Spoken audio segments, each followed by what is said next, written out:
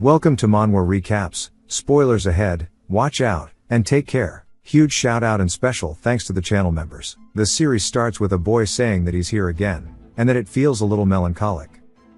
As he looks up to see a floating island covered in smoke, and that he's nicknamed it the Smoke Sky Island. It has ruined Western-style buildings, and it's as if no life had ever existed here at all. He spots something, and as he gets a better look, he sees a human shadow, and a man in a firm voice tells him to go ahead and come down, as he shall wait for him at the edge of the abyss. As his eyes begin glowing, the boy feels some kind of jolt as he wakes up. Covered in sweat, he is panting, saying that he can't believe he had that weird dream again. And we finally learn that his name is Sora, as he gets told to wake up. He says that he feels like he knows that man from his dream, and the abyss as well. As he's brushing his teeth, he wipes the mirror, and is confused as he sees his eyes watering up. He wonders if maybe he's been studying too much lately or something, and his dad exits the shower, seeing him getting ready for school. His dad starts ruffling his hair, asking if he overslept the day, and he tells him to stop treating him like a kid since he's already 15. His dad then starts flexing his body. Sora then starts grabbing for the mouthwash, and he tells his father that if they didn't live in such a tiny apartment, he wouldn't have to see him naked every day. His father says that when he gets rich, he'll let him live in a bigger house, and he and Riku can have their own rooms. He says that he's been saying that for 5 years now, and his father laughs, saying that life has become a lot easier after Riku had joined the self-defense force.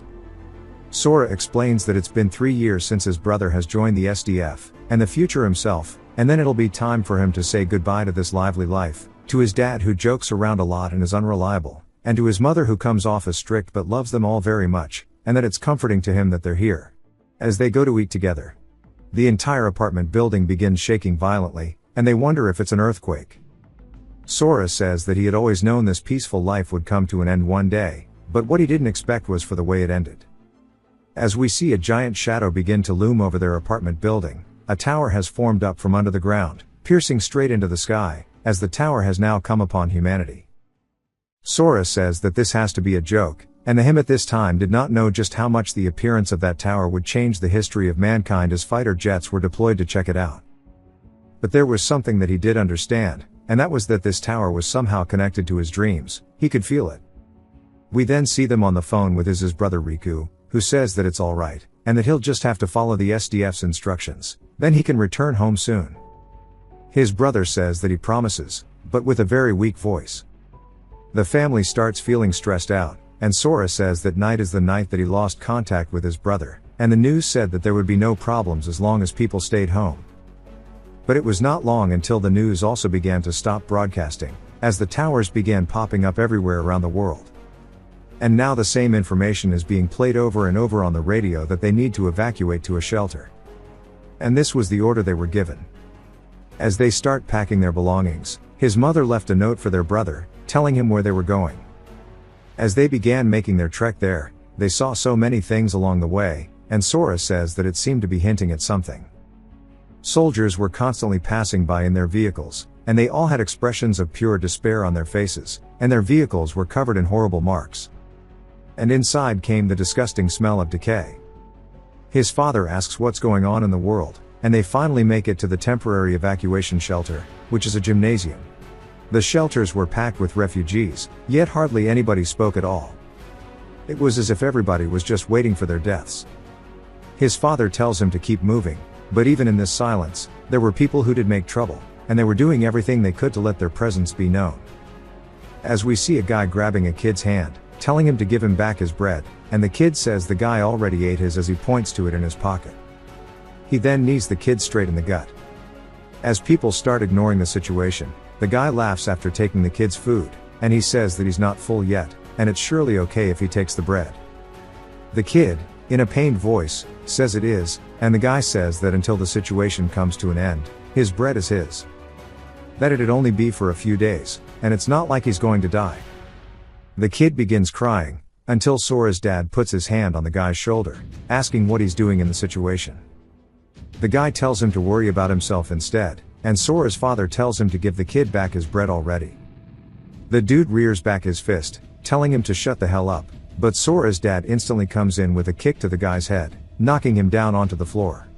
Sora's dad gives him the bread, and the kid thanks him.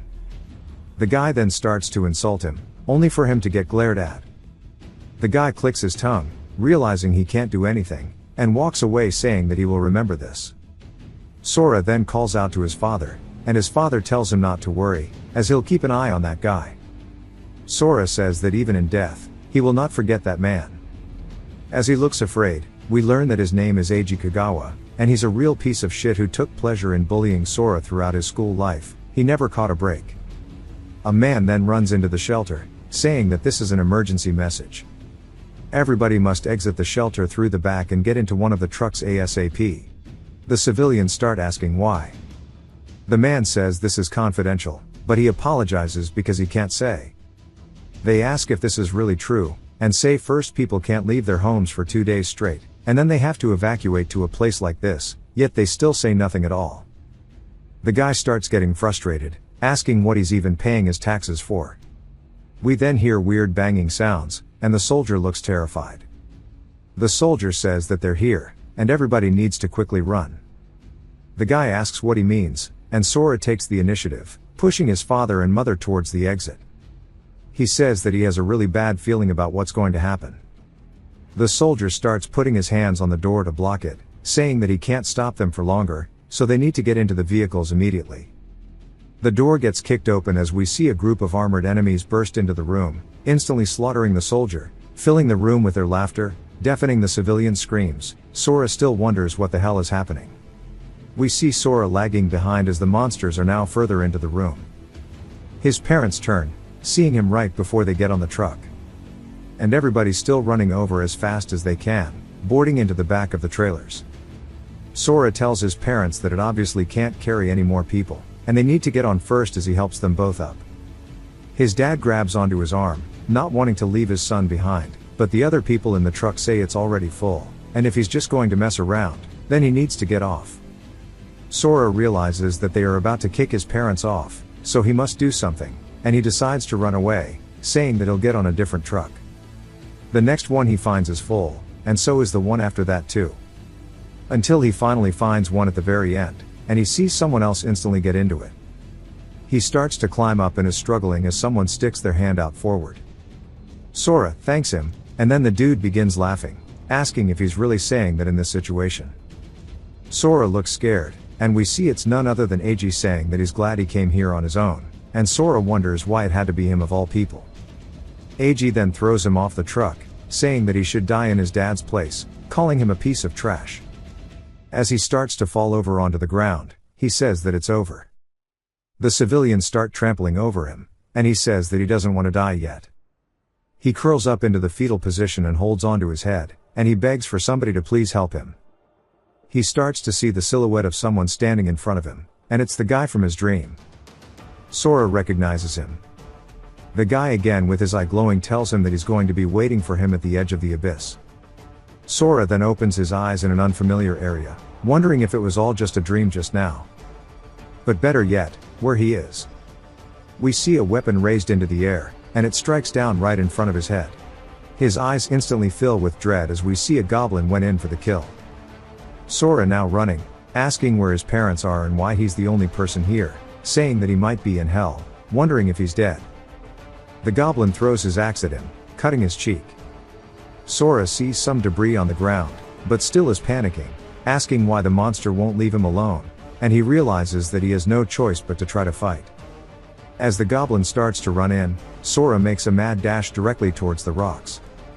He tries collecting his thoughts as well, saying that the tower appeared out of nowhere, Eiji threw him from the truck, and then he met the mysterious old dude, and now he's here about to be turned into this goblin's little dumpster. But he can't put aside this feeling of rage he has, and he starts screaming while holding onto the rock, charging at the goblin, and we don't get to see it, but he off-screens it, saying that he has survived. Up close, he says this looks like something straight out of a game, and he wonders what's next, and he wonders what's with this black text on its chest, saying that it might be its rank, and we see it has the Roman numeral of 1. The ground then begins shaking, causing him to panic more. As a black crystal starts to come out from the goblin's chest, Sora looks down at it and wonders what's going on as its bones are also now a purple color, and it starts floating out. Directly in front of his chest now, Sora starts to get a weird feeling as it shoots straight through his sternum, and he wonders if this is a bad thing, but lightning starts to form from the scar on his cheek, and as his wounds are healing, he says that's not the only thing, but he also feels much stronger, and he wonders if he leveled up just like he would in a game. He grabs the goblin's weapon, saying that there might be more of these things on this island, and it would be better to scout around so he doesn't get jumped. As he goes all around the island, he says that he ended up doing a full lap, but there were no monsters or paths that he could take. He looks off towards some ruins, saying that if he wants out, this is his only option. As we see some stairs leading down to the bottom of the island, he walks over towards them and looks scared as he leans over the edge. He says that it's just like the Smoky Sky Islands from his dreams, and this looks really bad. He slowly makes his way from step to step, saying in games terrain like this is prime monster territory, and they might be waiting around the cliff to bump him off, and he would respawn if it was just a game, but he's not going to test whether or not he can respawn. Finally, he says that he made it as he sees the end of the stairs leading into an entrance. He slowly peers inside as he makes his way in while being cautious. There is a lit torch in front of him and some kind of text below it on a tablet. Sora says that he has never seen characters like this before, yet they just seem to be flowing into his brain. It reads, "The fragments belong to the bearers. By acquiring all of them, one shall earn the right to leave the abyss." He says that means he must be in the abyss, and he has to collect all of the fragments to get out of here. He smiles, saying that at least he has an actual goal. Now he actually feels pretty motivated, since it's clear what he must do. Thinking about it calmly, the monster he fought wasn't even that strong, and as he starts to go to the next area, he says that he's sure that he'll be able to handle what they throw at him next. As he pushes through the gates, he sees a bright light, and he says that the first layer of the abyss was an area of 900 square meters. The number that was carved onto the monster's body was 1. The second layer was 1,800 square meters, and one of the monsters had 2 carved into it, as we see wolves. The third layer was 3,600 square meters, and of the 4 monsters, which were these little snakes, had a 3 on it. The fragments are only in the bodies of the monsters bearing numbers. These fragments are the key to enter the next tier, and the higher the number, the stronger the monster becomes. I wish we didn't get this montage sequence, but instead, it was a little more fleshed out. But he says that there's something more concerning. The area doubles in size every single time he goes up, just like how the number of monsters double as well. As we see this time, he has killed some bear monsters, but it's not like he's not following along, as he is getting stronger with each and every passing stage, this time slamming his fist into the back of a giant monster's head, killing it. As he ascended the layers, the variety of monsters continued to increase, with each and every new area that he unlocked. On the 12th floor, he encountered the monsters that attacked the shelter that day, but now they were no longer a match for him, as he effortlessly destroyed every one of them, and that there are so many monsters, and his senses have begun to go numb. The 13th layer has 4,000 monsters, the 14th has 16,000, the 21st has over 1,000,000, and so on, and he is just straight speedrunning each and every layer. When he got to the 30th floor, the number of monsters had reached 500 million. Finding the keys was like finding a needle in a haystack. But, with pure dedication and ripping apart every single monster, he made do. Some of the key-bearing monsters were protected by groups of monsters, while others hid in small caves, but the most annoying thing above all was that the amount of time it took for him to kill every single enemy gradually began to wear down on him, as we see him leaping, fighting an absolute unit, and then a giant demon centipede-like monster. He continued his conquest of each and every single floor, leaving nothing behind, because he had to continue forward. As he walks into the next layer, he is on the 42nd one, and the number of monsters on the 42nd floor was more than 2 trillion that he had to comb through. Sora begins laughing like a maniac and saying that this is the shit. Now we are on a whole new floor as there are dragons soaring above. He wonders what year it is, but says rather the concept of time no longer matters to him, as here there is only death and massacre, and he is the only thing that shall remain, as he is marking the monsters he's slain on the wall. He hears the sound of footsteps and turns, seeing monsters approaching him. And he says the cycle never ends, the monsters approach him, trying to kill him, but instead, they get massacred, and he clears the floor, one after the other, slowly but surely making his way deeper into the abyss. As we see him carrying the monster's head directly from its spine, he asks how many monsters does this even make, but decides that he'll just continue marking, saying that it's about time that he finds the key. His brand new chalkboard gets destroyed, sending the debris flying out everywhere, which surprises him. As a giant centipede from hell appears directly in his face, Sora says that sure was one hell of an entrance, and he asks if maybe this is the key. As it starts to attack towards him, he dashes off the ground, breaking the sound barrier multiple times, and says no matter how strong it is, it's all the same to him at this point. As he effortlessly rips it apart, he says even the monsters who think they are strong die in one single hit, and he doesn't even have to put in the slightest amount of effort to kill them. As that's another thing that's lost all meaning, such as time, power holds nothing to him. The monsters did not scale as well as he did, and he starts to get pissed, asking where the hell is the 42nd layer's key, telling it to come out already and fight him as he's had enough of this. I wonder how many of the trillion monsters he has killed. We then get yet another recap of how 20 towers suddenly appeared across the world, and before humanity could make sense of them, monsters poured out and nearly wiped everything out of existence. Most people were slaughtered, and that day became known as Judgment Day. A handful of its survivors awakened to gain access to a mysterious system. And it would awaken them, giving them combat stats. Those who awakened were granted overwhelming power. Human society was rebuilt, and the awakened founded hunters' guilds.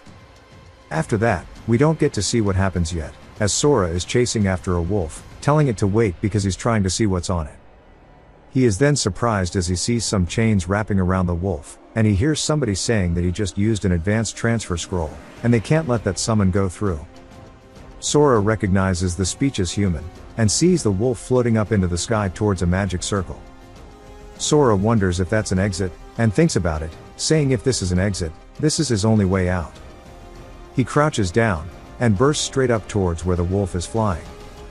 It starts giving him a warning, as abyssal summoning is unable to transfer more than 2 living beings. It happens over and over, and Sora says that he won't let anybody get in his way, and he locks in, finding the wolf, dashing straight towards it. Back to Earth now, in a graveyard we see a girl panicked, running away. Why the hell is she in heels? She says that she has to shake them off quickly, and we are introduced to Sonozaki. Her foot gets stuck in a vine, and she starts to fall face first into the dirt, and lets out a scream. Again, why the hell is she in heels? She says that this is bad, and she starts sweating nervously, and someone else says what a pain, and they tell her to just hand over the advanced transfer scroll already, as she is getting parked. The druid is named Ika, a level 34, and the mage says that a level 60 scroll isn't something a level 19 like her can handle. The swordsman Choji, level 35, tells her to hand it over, or else he won't show her any mercy. Ika tells him not to kill her, and Sonozaki says that hunter-on-hunter combat is forbidden, and they are breaking the rules. The barbarian level 38, whose name is Shosei, asks what she means by rules, and licks his lips, saying that he makes the rules here, and stabs his sword directly in front of her face. He tells her to give them the scroll, and he might let her keep all of her limbs. She says that they shouldn't corner her any further, and Ika realizes that she is going to use the summon scroll, telling them to stop her. Shosei starts to get pissed, calling her a bitch, and he swings his sword towards her, saying to hand over the scroll already. We see his sword only come into contact with the ground, as she is teleported out of it. Sonozaki says that if she's going to die, she might as well drag them with her, and she begins to activate the scroll. They say it's a forced summon, and Ika says that no one can control an advanced monster that's dragged in like this, and they're done for. They do their best to try to charge in to stop her, and Sonozaki says that they're going to die with her. As lightning starts to form in the sky, swirling down, striking directly in front of her, starting to open the rift for summoning. They all begin to sweat nervously, saying that this isn't looking good for them. As the beam gets brighter and brighter, we see the chains from the abyss start to flash into the ground.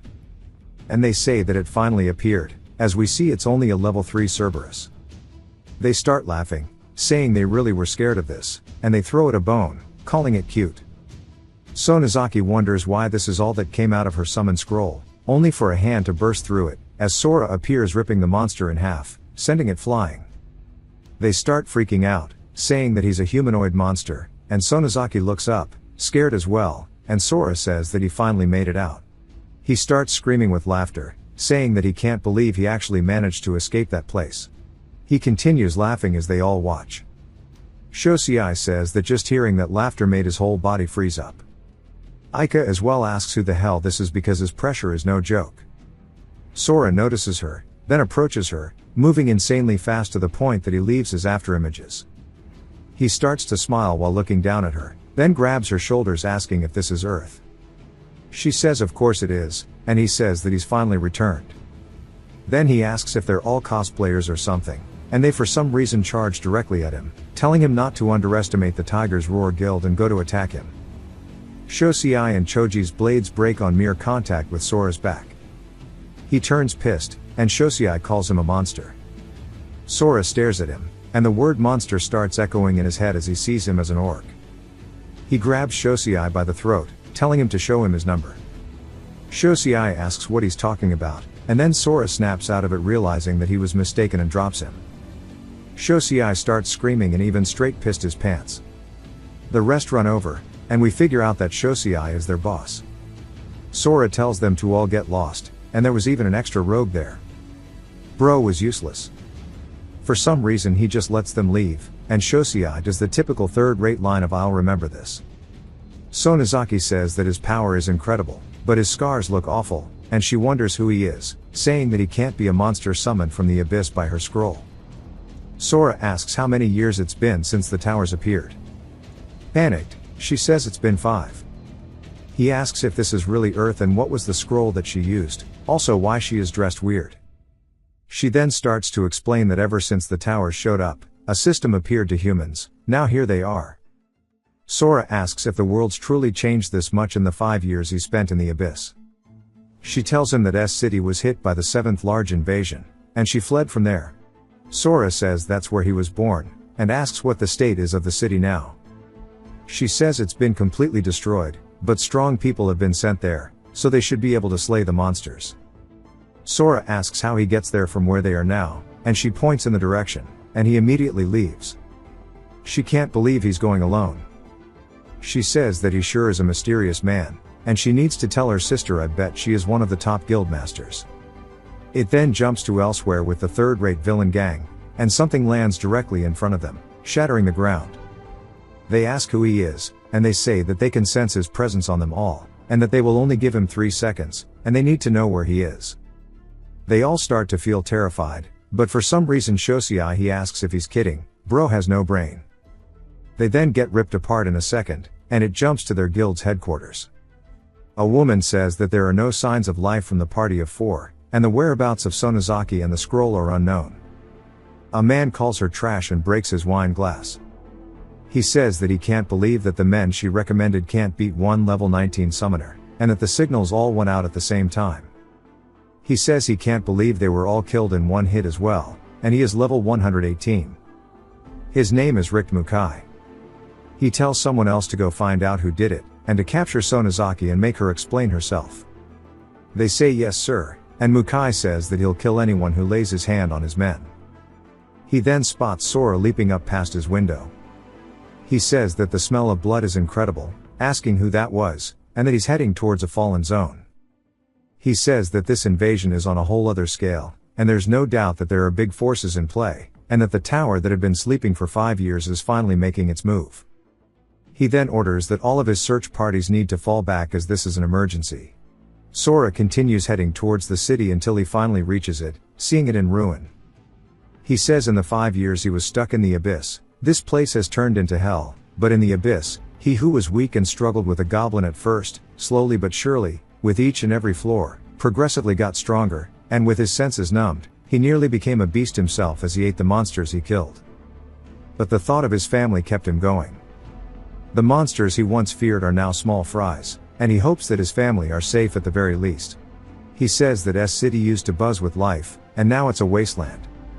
Every building shredded like the aftermath of a massive quake, yet they are all still standing. Weird. Still, there's no trace of monsters killing anyone. He says ever since the people were evacuated, nobody's supposed to live here. He grabs onto the door handle for his house, rips it straight off the hinges, and is surprised. He then slowly enters his home. He says that he knew the place would be empty, but he came anyway. After all, this place is full of happy memories for him. He then sees a letter on the table, asking what that is. It's his father saying that everybody says that Sora's dead, but he and his mother refuse to believe it. They grab his things and set them up exactly like in his old room, and they're sure he's going to come back. Sora starts crying manly tears, and he says they risked their lives to come back for him. They even laid out his favorite clothes from sizes S to large. That way, whenever he returns, he can slip into fresh drip. There's a map to Shelter 6 in the drawer. Once he reads this, he needs to come find them, as they will always be waiting for him. Love, Mom, and Dad. He starts crying while holding onto their family photos, and he wonders how strong he is right now. He then starts cutting his hair, saying that if he's tough enough to end this apocalypse, maybe he can reclaim the days that he lost. How did he cut the back of his head like that though? Bro is rocking that Sung Jin Woo haircut, and he says that he's going to follow the map, heading to Shelter 6, just like the map says. But the road is a complete wreck. But going his own way will be faster regardless, as he starts soaring through the air. A flying monster spots him and starts going for an attack, but he rips it apart.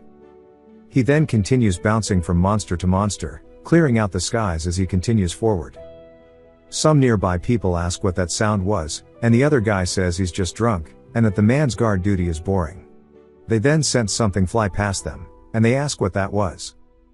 The dude says he couldn't see it, and someone else says that he got it on camera. And they spot it, and he got an image of Sora soaring through the air. They then hear a woman yelling, telling nobody to get any closer, and that she only came to look for food.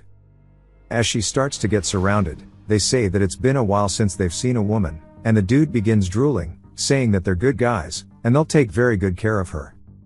She says no, and they walk up, spreading their legs, telling her not to be scared, as he's going to be gentle, and that it would be a shame not to enjoy a body like hers as he starts grabbing her chest.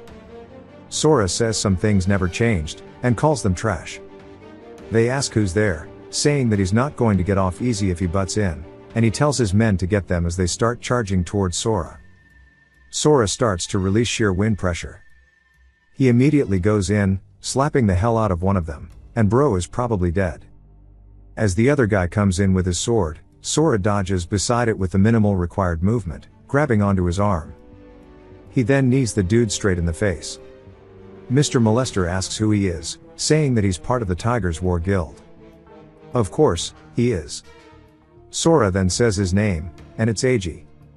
To be honest, I didn't recognize him, my bad. He asks if he's already forgotten the face of the guy that he killed.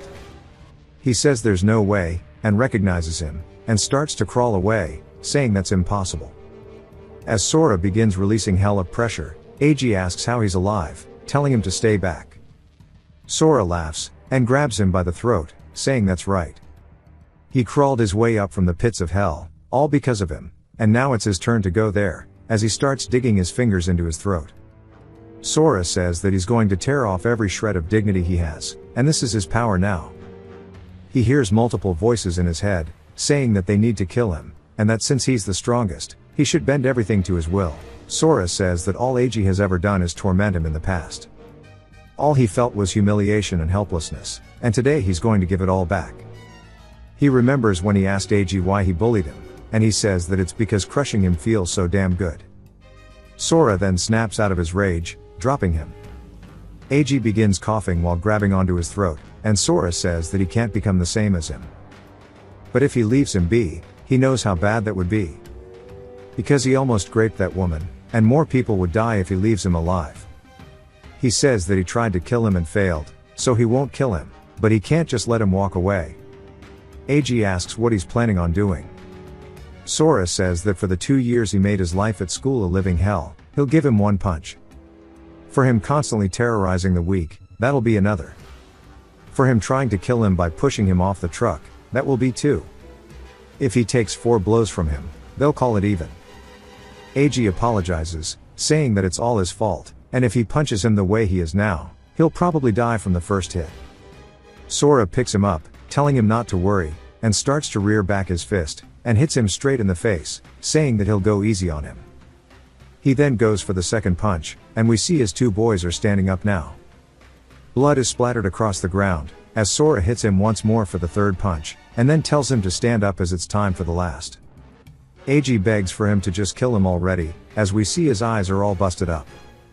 Sora comes in with a kick straight to his head, slamming him into the ground.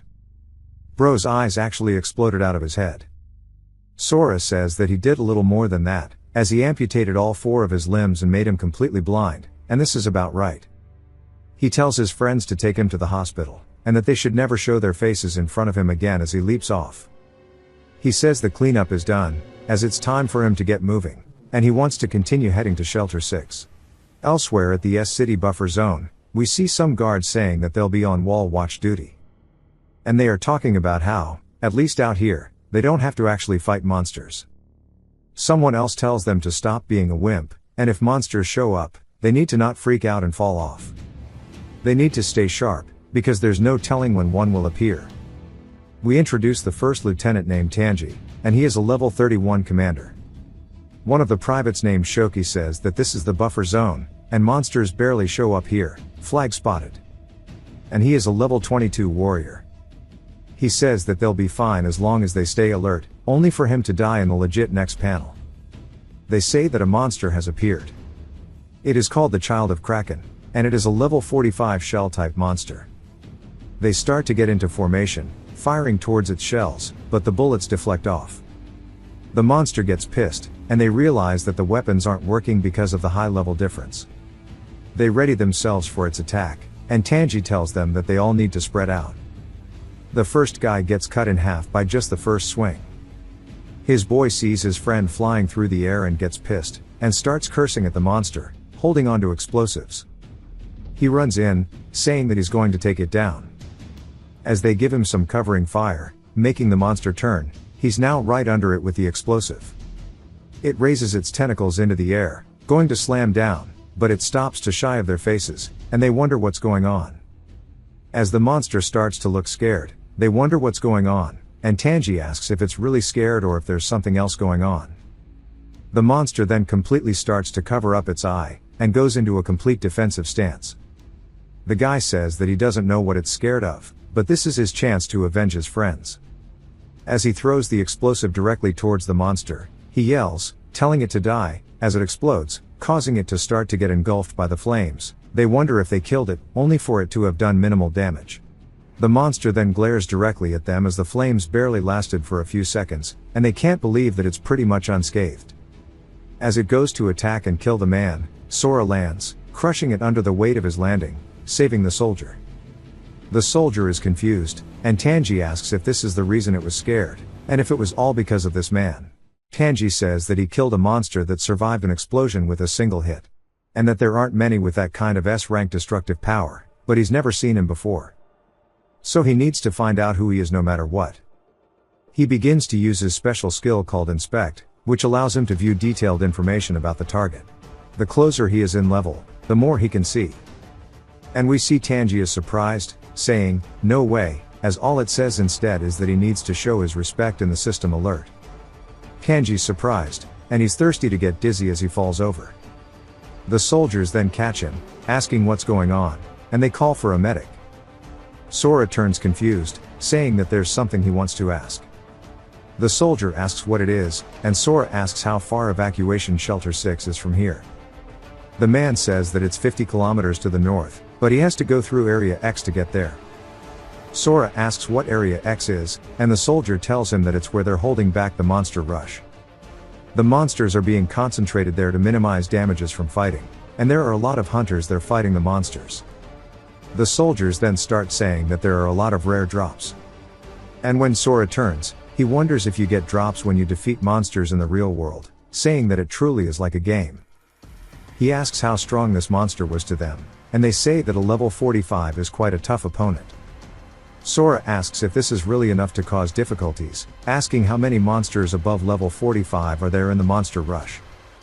The man says probably no more than 100, and if there were plenty of monsters like that, one everywhere, humanity would have gone extinct long ago. Sora says he gets it, and that he's going to head out soon.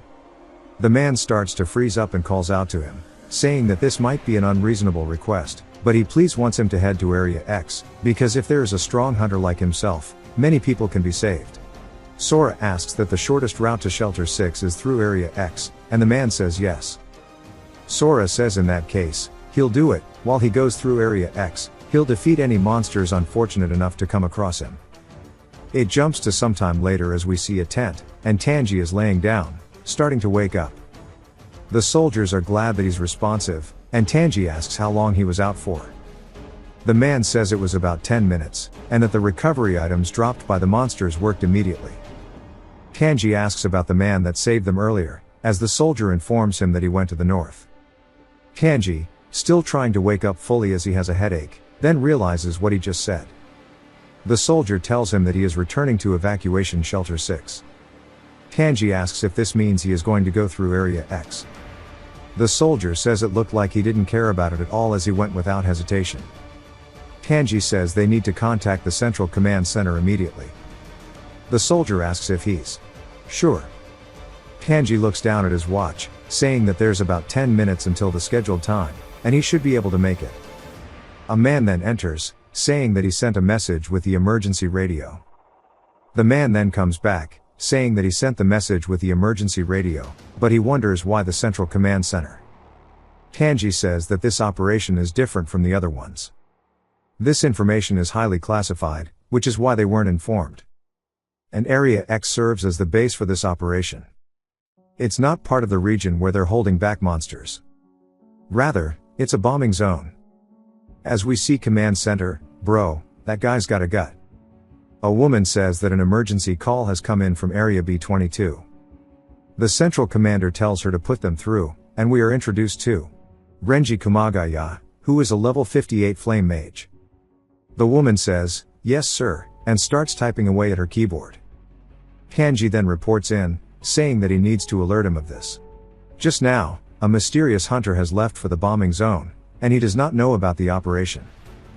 Renji asks why this is important, asking if he's here to report his mistake. Tanji says that's not it. He believes an emergency broadcast to inform him of the bombing is in order. Renji goes to scold him, but Tanji decides to just get it over with, saying that he's very strong and they can't have him die like this. Renji asks if he's a strong hunter, wondering what his level is. Tanji, panicked, says that he doesn't know. Renji sighs, saying that a hunter whose level is unknown didn't follow the rules and went into a bombing zone, and he wants him to do an emergency broadcast for him. The woman says that he'll probably be dead before the message even goes out. Renji starts laughing, saying that she may not have a brain, but she sure does have a talent for comedy, and it looks like they haven't been taught enough to be able to stand on their own. He leans over towards a blonde woman, saying that's not really his place to interfere with her subordinates. But if he reports to the higher-ups that she's obstructed the operation's progress, she will be held accountable. She asks if he's really going to drag his own people down when they're facing such a powerful enemy. We are introduced to a woman who is the Western commander named Mia Tanasaki, and she is a level 73 golem tamer. She calls Renji an idiot, saying that Tanji, who's trained so carefully, is trying to save a complete stranger, and it must be pretty important, and she wonders how powerful that guy is. Tanji looks anxious as Mia begins thinking about it. She calls out to Tanji, saying that she trusts he has no intention of interfering with her plans. But if he cannot give her a reason that's convincing enough, she will personally put him on a military tribunal. Tanji panicked by her reply, and she continues saying that that would surely be satisfactory for Renji too. Renji clicks his tongue, and he tells Tanji to give them a reason that they can accept. Tanji says that the person has slain a level 45, baby Kraken in a single hit.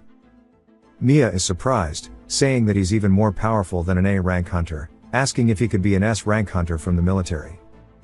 Renji says that's impossible, all S-rank personnel are out on missions, and there are no confirmed signals from B-22. She asks why he doesn't know his level, saying that he should be able to see with his inspect skill. He says that he was unable to see his level with it. This hits her pretty hard.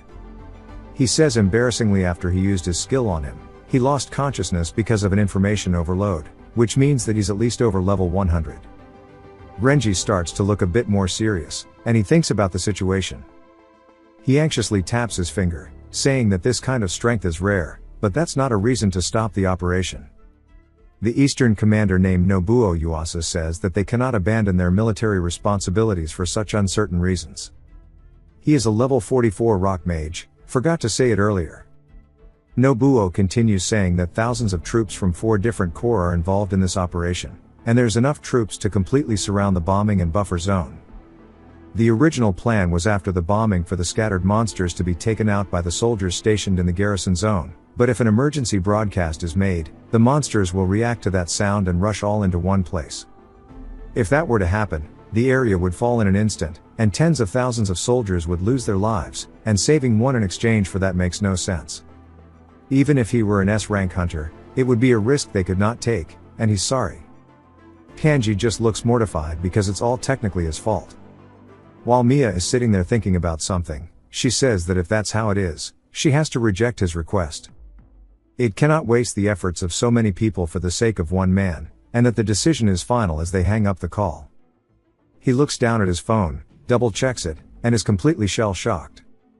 He then tightens his grip, and is just frustrated in himself.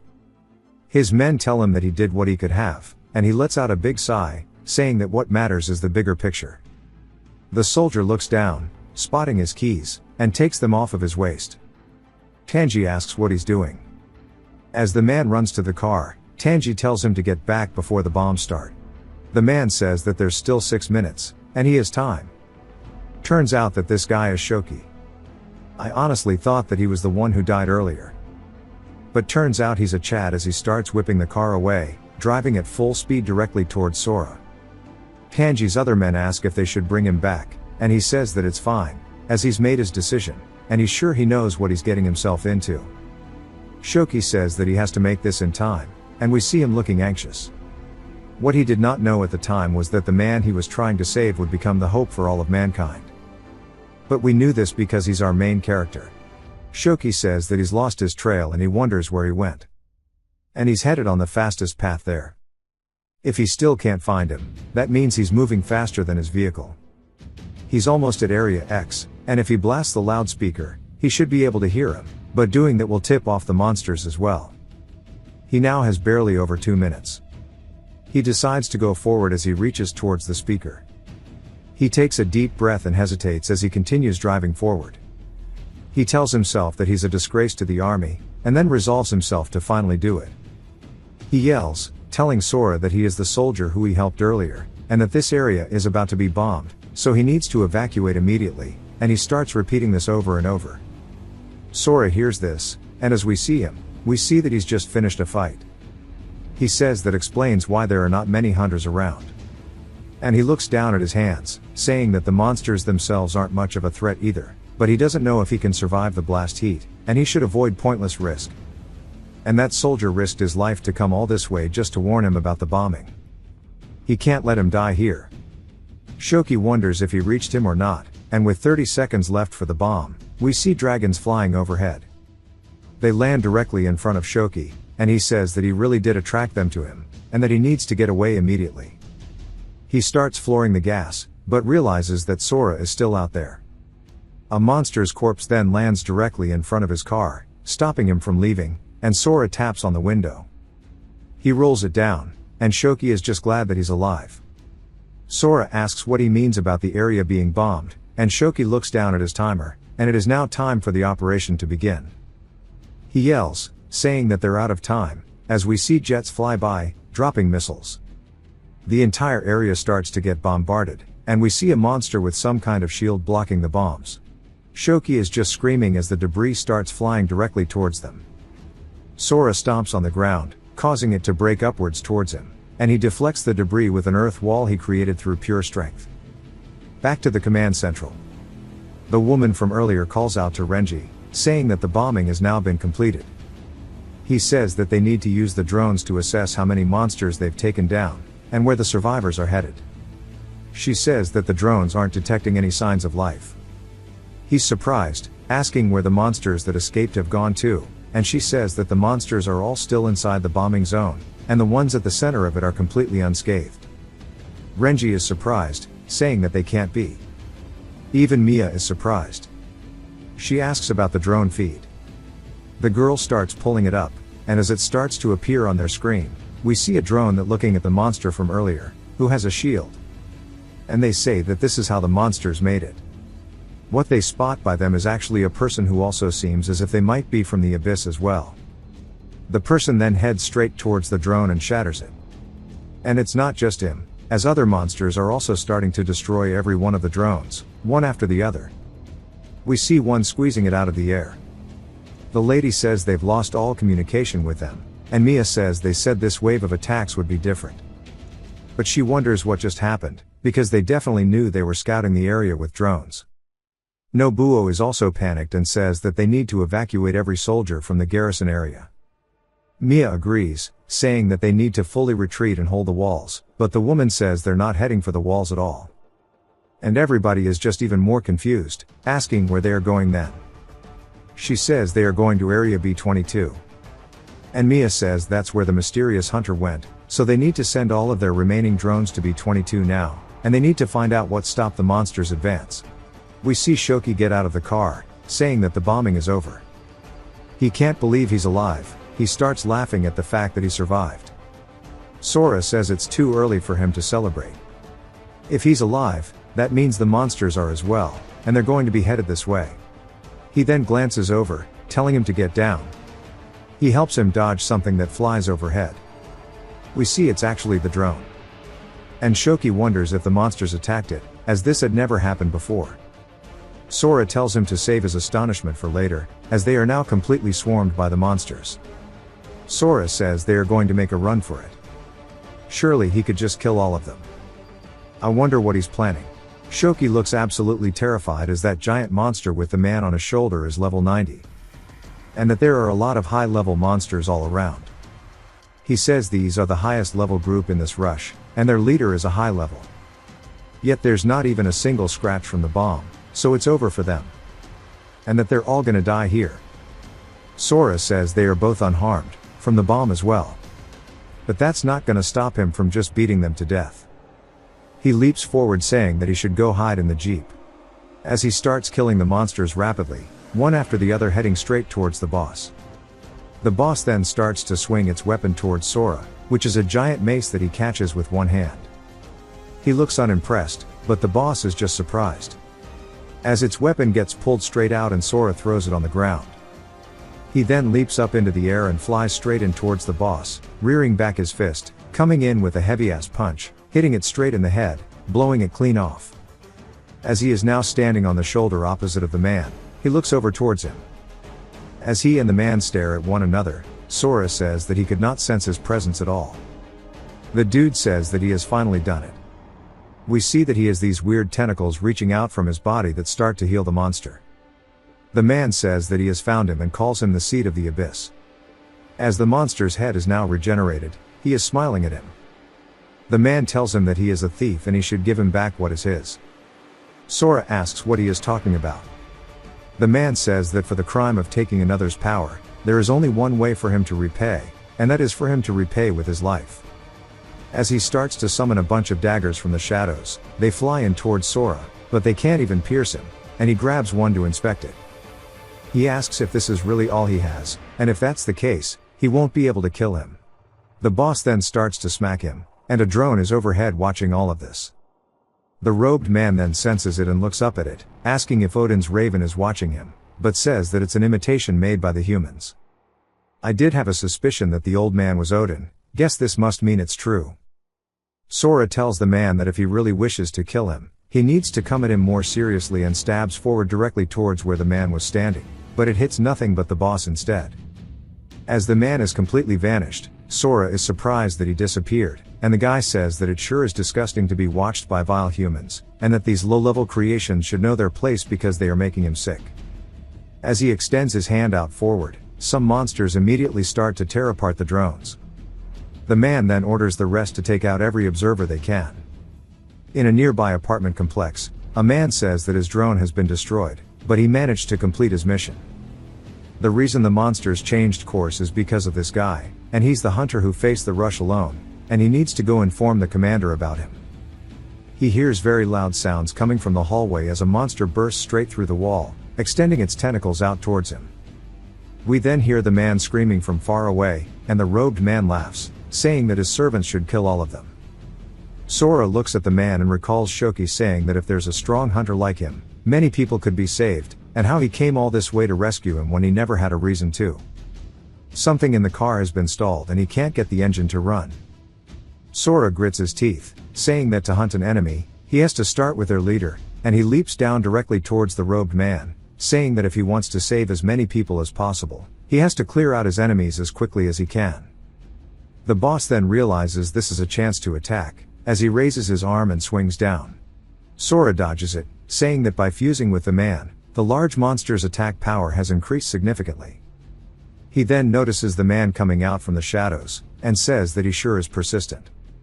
Sora then gets a better look at the guy, and is just surprised because they look just alike, as if he is Sora himself. The robed man then starts to form a shadowy sword, and Sora says that this sword is bad news, and he can tell based on the energy. And once more, the robed man calls him the seed of the abyss, saying that he will kill him. He then thrusts his sword forward, saying that this is his destiny. Sora rears back his fist and punches forward, hitting the man's arm, causing him to drop the sword. He then takes a hold of it and raises it overhead. The robed man looks caught off guard by this, and Sora swings forward, but the attack gets blocked. Sora says he can't believe that was nullified too, and wonders if it was just his imagination. He says that this energy surge is almost exactly like the power he felt in the abyss.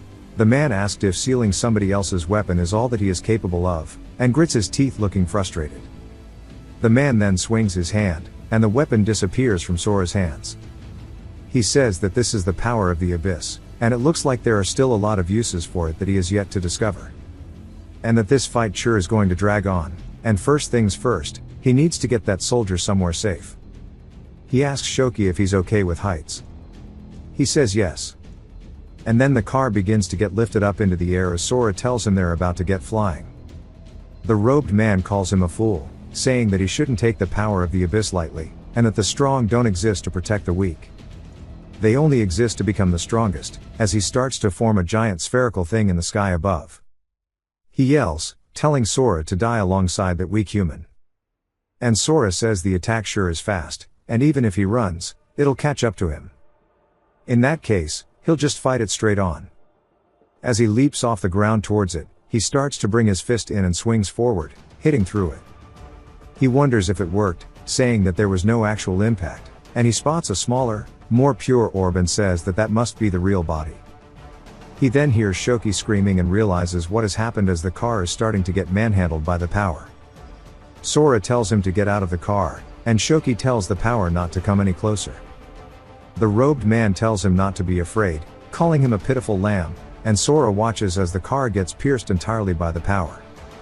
Sora starts to go check it out, seeing if he's okay, and the robed man asks if he's angry, telling him not to get so worked up. Sora starts breaking the tips off the spikes, and the robed man tells him to look as he is not dead yet. And he tells him to see how he is even smiling because he is using necromancy. Shoki's corpse begins to laugh, and the robed man says that watching everyone he cares about die before his eyes, that is the fate that is the seed of the abyss. Sora just looks pissed, asking if he gets off on trampling other people's dignity too. The robed man continues laughing and starts to form something in his hands before he shoots it out, saying there's no need to state the obvious, and it's called Obsidian Storm as it starts flying by Sora. He doesn't even dodge it, letting it cut him to pieces. He asks if that's really the case. He then dashes off the spike where he was standing, shattering it, and says that scum like him make him sick. As he rears back his fist, he comes in with one hell of a punch, breaking the spikes and shattering all the spikes in his path. He grits his teeth while flying and grabs Shoki's body. Shoki then begins to smile at him with red eyes and begins wailing on his face. Sora looks down to him, apologizing, saying that he is sad that he got dragged into this and locks him in the car. He then turns back towards the robed man and instantly flies into attack. The robed man tells him it's useless as the attack just gets nullified. He says that he's just a rookie who can't even handle the power of the abyss, and he can't hope to defeat him. But he says this as he gets hit straight in the face, and we see blood fly out of his mouth as he gets sent flying off to the side. Sora says that he's the one who's gonna be no match, and I think he's cleaning his fist, I'm not sure. The giant boss then appears to protect the man as he is still saying that's impossible, wondering how he actually hurt him. Sora tells him that people grow, calling him an idiot. The robed man realizes that this is bad and gets back up on his bodyguard as Sora's flying in. The robed man says that just by seeing his move, he's learned to control the power of the abyss, asking if that makes any sense. But he doesn't see Sora anywhere, asking where he is. Of course, Sora is now coming in from behind.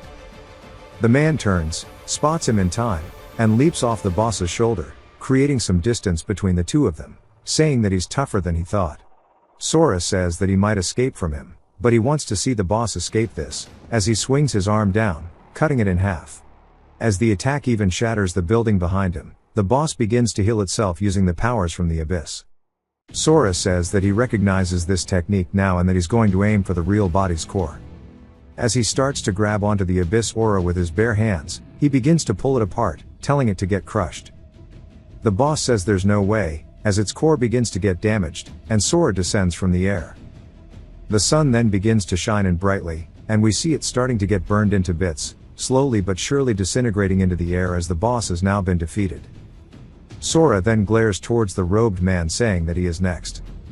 The robed man says that he's going to remember this as he starts preparing an attack, and he calls it Shadow Unity. As all of the nearby monsters start to get controlled, they turn directly towards Sora as they start releasing screams, beginning to surround him. Sora still just looks for an opportunity to attack the robed man, but the sheer power he's emanating is keeping him at a distance. But then he's surprised because immediately the pressure is gone, and the man has disappeared. He asks if he really used a technique like that just to escape. Then he ruined his clothes, which kind of pisses him off, and he's glad his mom and dad's picture is still intact. He walks over to Shoki's corpse saying that this dude probably has a family waiting for him as well. He rips off the dog tag from his neck and then begins to bury him by hand, saying that he'll take at least this back with him. There's no way that this was the end of his meetings with the other man from the abyss, and he absorbed so many of his attacks. But the thought of him saying that all of his loved ones are going to die sure does piss him off. And he can't let him go to the evacuation shelter first because he refuses to let his family get murdered.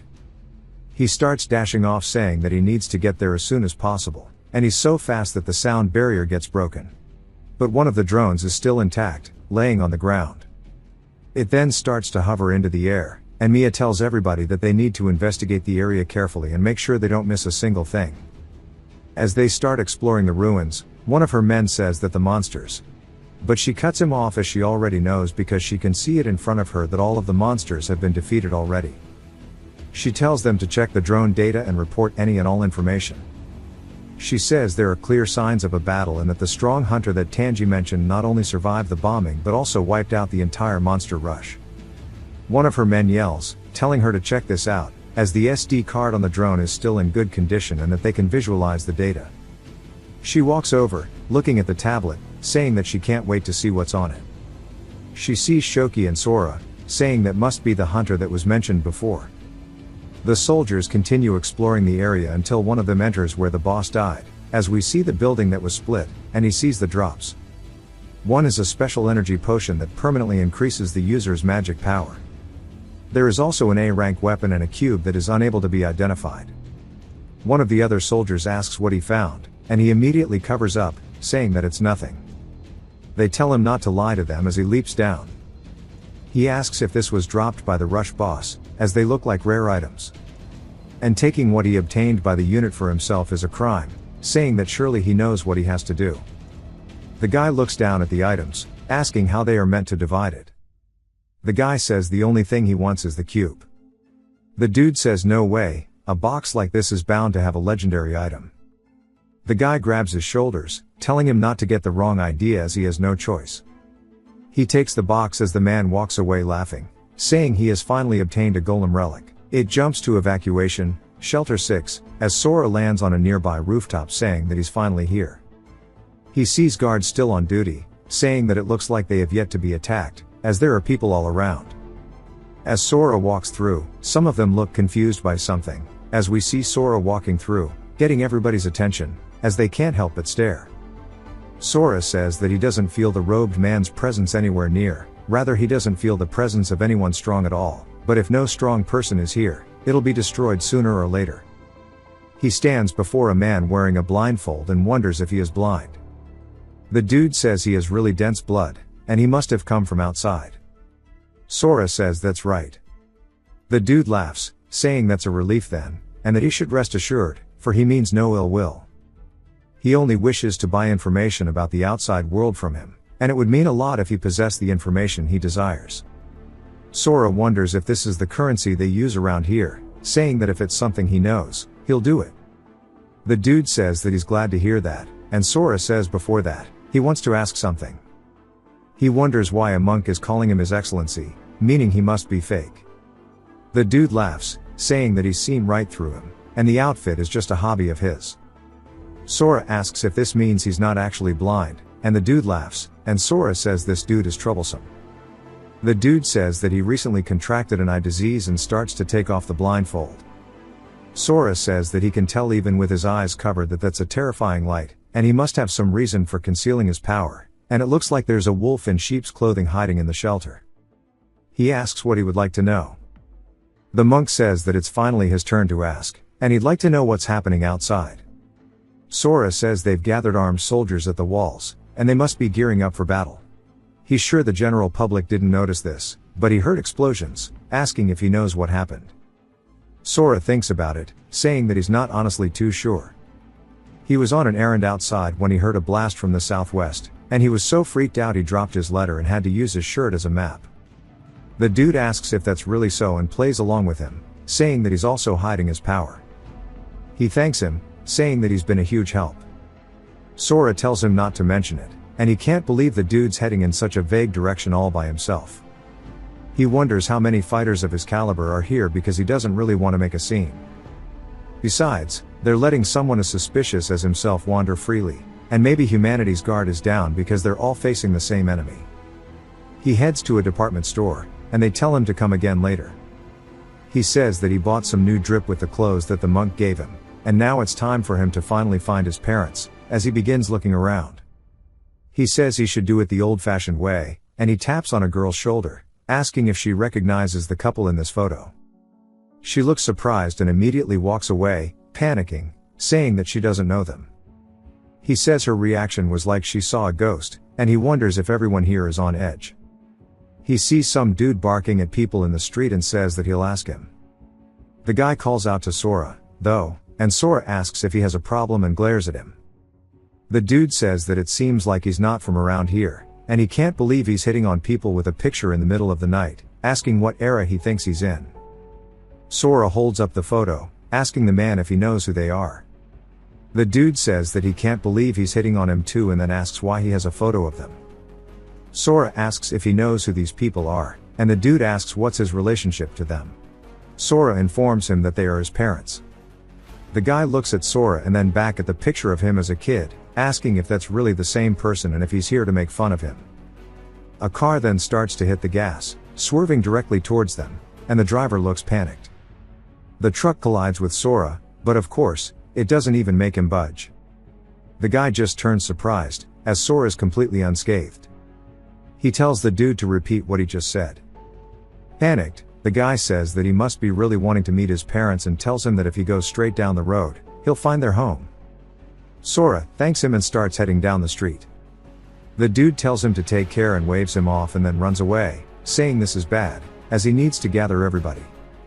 Sora can't believe that a thug knows where his family lives, and he says come to think of it, his dad was kind to anyone he met, and his mother was the same. Nice people like them just get taken advantage of in this world, but it's fine since he's here now.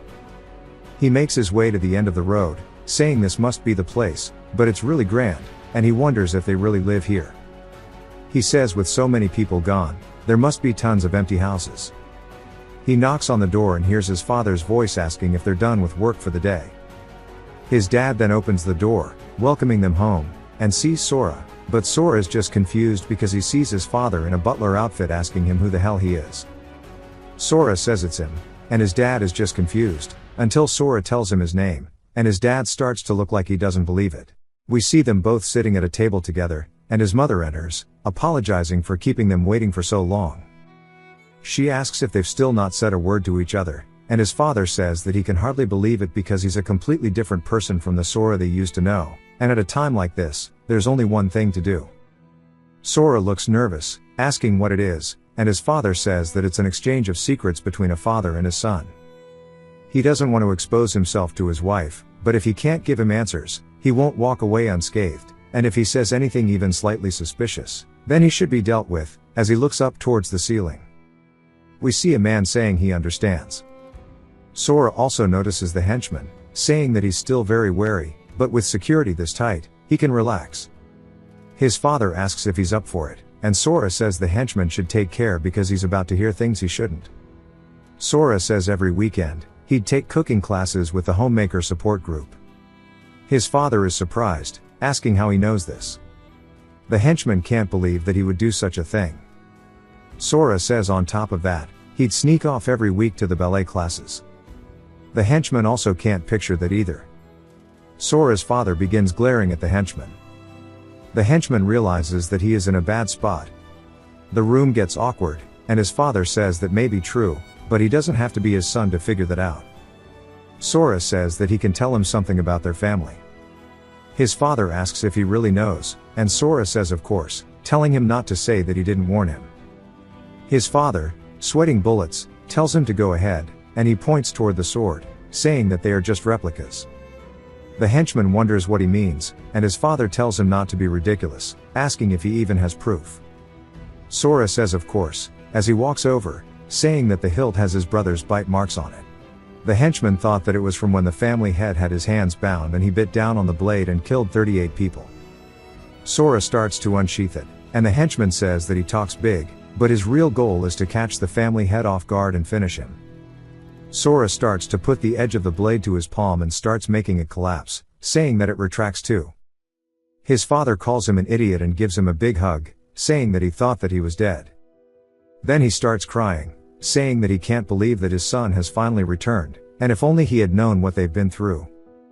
His father says they scoured every landmark for intel on him, and before he knew it, he ended up as a boss, and now that very boss is bawling his eyes out, and this sure is pathetic. Sora then asks to get the dude out from the roof, and the henchman is just surprised, saying that the family head has lived his whole life under a rain of blood, and he's never witnessed anything like this. He can't believe that he saw the family head, who cherishes honor above all, in such a state, and he needs to get out of here before he gets killed. Sora bursts through the ceiling, grabbing onto his leg, and the henchman tells him to wait, but Sora says that his father wants to speak to him. Sitting now very awkwardly, Sora's father tells the guard, who he learned is named Ochiai, that he has the loosest tongue of all the guards. Sora warns him that if this gets out, it will be on him, and Sora's father also agrees while laughing. Ochiai says that he promises he won't say a word, and they start glaring at him. Ochiai says that there's no doubt about it, they're definitely father and son. His mother tells him not to threaten him, and Ochiai starts to give her puppy dog eyes, and he looks so happy, but she also warns him not to say a word, and he says of course while bowing his head. Sora's father says that he's so glad that he didn't talk about him farting or snoring while he's sleeping, and she asks why he brought it up then. Sora says it's just like the old days, and that he finally is home with his family once more. There's then a knock on the door. Sora turns as the dude bursts through the door, calling out to the boss, and it's the guy who gave the directions, and he's warning him that there's a white-haired guy looking for him. He then already sees Sora sitting there, and Sora asks if he's talking about him. The guy begins to panic. Then freaks out, saying that it's him. He says that he might be strong, but they have many people here, and we see him shaking. He then asks if he's planning on doing something to his boss, saying that he must be from the tiger's roar. Still shaking, Sora grabs his knees to stop him and then glares at the dude. He then tells his dad to introduce him to his men. His father says that he's his son who has been missing for 5 years and finally returned. He goes to tell him his level, but he has no idea what his level is and begins to stall.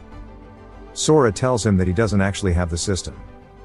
They ask if he really survived in the Fallen Zone for 5 years without the system.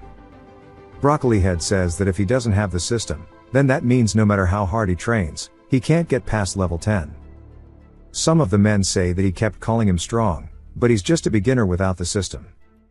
Broccoli Head laughs, saying that he must have been mistaken, but recalls him getting hit by the truck, saying that if he was just a beginner, it would have hurt him. Sora thinks about it, telling them to try to see his level with their system. Broccoli Head thinks about it as well. Bro does not have a thought going on upstairs and says that's right, since he doesn't have the system, he obviously doesn't know how the basic information works. If you have the system, you can see the levels of monsters, but you can't see the levels of other players without the inspect skill. His father says that the inspect skill is rare, not many hunters have it. Broccoli Head says that the boss has it though, and Sora tells his father to take a look. And he wishes he could get some information about the abyss. A little later, we see them all gathering around to see what his level will be when his dad opens up the stats, and Sora asks his mother if she wants to check. She says more than that, she just wants to be by his side, and she already knows anyways. We see Sora's dad and all the men surprised, and he says no matter how much he tries, he gets the same result, and he can't see anything about his level. His father says there could be two possible reasons for that, either this is because he has no system, or his level is way too high for him to be able to see it. The men look genuinely surprised. His father says that even when he doesn't have the system, he can still see his name. But what's more, he survived alone for 5 years, and he'd be dead by now if he were a beginner, so his level is just beyond his perception, and he asks what he's been doing for the last 5 years. His mother says that they should just be happy, and that Sora is a strong child, and he must have gone through a lot to come back to them. Sora is touched by how much his mother cares for him, and he recalls the countless years that he spent in there, because it was definitely longer than 5 on the inside. He begins tearing up and tells his mother that it's fine, as he is back now. And he tells his mother to stop crying. His dad begins tearing up as well and tells the men to leave to give them some time, and he needs to get out of here, since they've been reunited after so long. As soon as they leave, his father leaves as well, closing the door, asking where the others are, because it's been 2 hours and they're not back. Back to the room. Sora asks his mother where Riku is, and says there's no way it's bad news. She says that he's fine, he doesn't come home often because he's in the military, but since he's back, maybe he wants her to call him, as he's been fighting on the front lines all this time, almost as if trying to avenge him. Sora says that he hasn't seen him in such a long time, asking if she has a high-ranking position here. She says that she has a status, but the reason they trust her is because she is a cleric. She's a healer with many abilities, capable of providing great support and even prophecy. He says that if she's a cleric, maybe she can see what's going on with him. She says that she doesn't have the ability to see skills. And then he asks how she knew he would be back. She says that she already mentioned it, how she has the ability for prophecy, and she knew he would definitely be back one day. Sometime later, at the front gate, there's a knock, and a dude opens the door asking who it is, only to see a man with an X on his forehead, and we learn that he is the vice chief. Sora's dad opens the door, welcoming the man back, and we learn that he is the vice president of the United Guilds. His name is Jiro Iwashima. Sora's dad asks why he has such a long face and if something happened, as he had someone look into this behind the scenes, asking what he found out. He says that Tiger's roar is related to the army as he had suspected. They turned in the monster carcass to the army like always, but this guy with a notebook started nitpicking during inspection. He made a bunch of excuses and only gave them half the points and reported the full amount to his bosses. Upon checking, all the disparity led to Tiger's roar. Sora's dad says he can't believe that happened. If Tiger's roar, who's supposed to be neutral, is pulling something like this, then there's got to be more to it, but they can't just sit back and get trampled on as that would affect the town's future. He tells Jiro to go rest and get some good food, and he'll head straight over to Tiger's roar later and straighten this out with them. They've got to show them that the United Guild isn't that naive. Sora thinks about it after overhearing it, saying that, thanks to the Black Shard, all of his abilities went into overdrive. It's not just his strength either, and his senses have become sharper, so he can hear things very far away. It looks like Tiger's roar is all over the place. If his dad's going to negotiate with them, he's a little worried. Sora opens the door and spots his father and Jiro, and he tells him that he's coming with him. Broccoli wonders if he's really planning to get involved in this mess, but this may be their chance to see his true powers. Jiro just has no idea who the hell he is, asking Sora's dad. He says that this is his son who went missing in the Fallen Zone for 5 years. Jiro asks what his level is, and Sora's dad says that his son actually does not possess the system at all. Jiro looks surprised, asking if this means he's a normal person, because without the system he'll be dead in any shelter. He won't be able to last more than 3 days out there. It's not entirely impossible, with elite stats and top survival skills, but without job skills, he'll become dead weight the moment it turns into a fight. Jiro says that that's good news, but since he just got back, he must be exhausted, and he should sit this one out, asking Sora's dad what he thinks. Sora's dad goes along with it, saying that he should stay with his mother. His mother says that she hasn't shown him around the house yet, and Sora wonders if they think he won't be of any use. He guesses that's to be expected, as he's just a normal human to anyone who has the system. He says, come to think of it, he still hasn't grasped the shelter's full picture. If there really is a monster like he's imagining, he needs to hide his real power so he doesn't drag his parents down, and he agrees with it, which surprises Broccoli. Broccoli says that he lost his chance to see his powers, and the gang starts to head out. Sora watches, and his mother says that he shouldn't worry too much, as his dad's just worried, and they just reunited after a long time, so of course he wouldn't want to put him in any danger. She also warns him that his dad is really strong, so he'll be fine, and she always uses her vision to see the future, and it tells her that he'll come out of this safely, too. Sora says it's fine, but he's not a kid anymore, and it's true that his mom uses her prophecies to foresee danger, but Tiger's Roar is connected to the military. His dad will only keep clashing with them more and more from here on out. He asks how the situation here is at the shelter and why the Tiger's Roar is on bad terms with them. She says that ever since Judgment Day, his father got awakened, and he joined forces with the military to manage the shelters. Then he started the United Guilds and cooperated with the military here in hopes of finding him.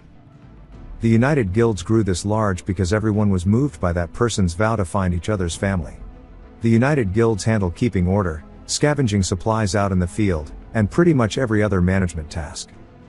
He's a kind man, and that's why he didn't want to send his own people into the breach. That's how they've managed to preserve the peace in these past 4 years, but several months ago, Tiger's Roar from Evacuation Shelter 4 came up here to set up a branch. Ever since then, their conflict with them never stopped. Sora asks why the military doesn't intervene, and she says that since the enemies just keep on getting stronger, the army can't hold them back anymore. But Tiger's Roar was founded to clear the towers, and their strength is so overwhelming that the army has no choice but to lean on them. The information on tower rating is valuable enough that the military can't ignore it.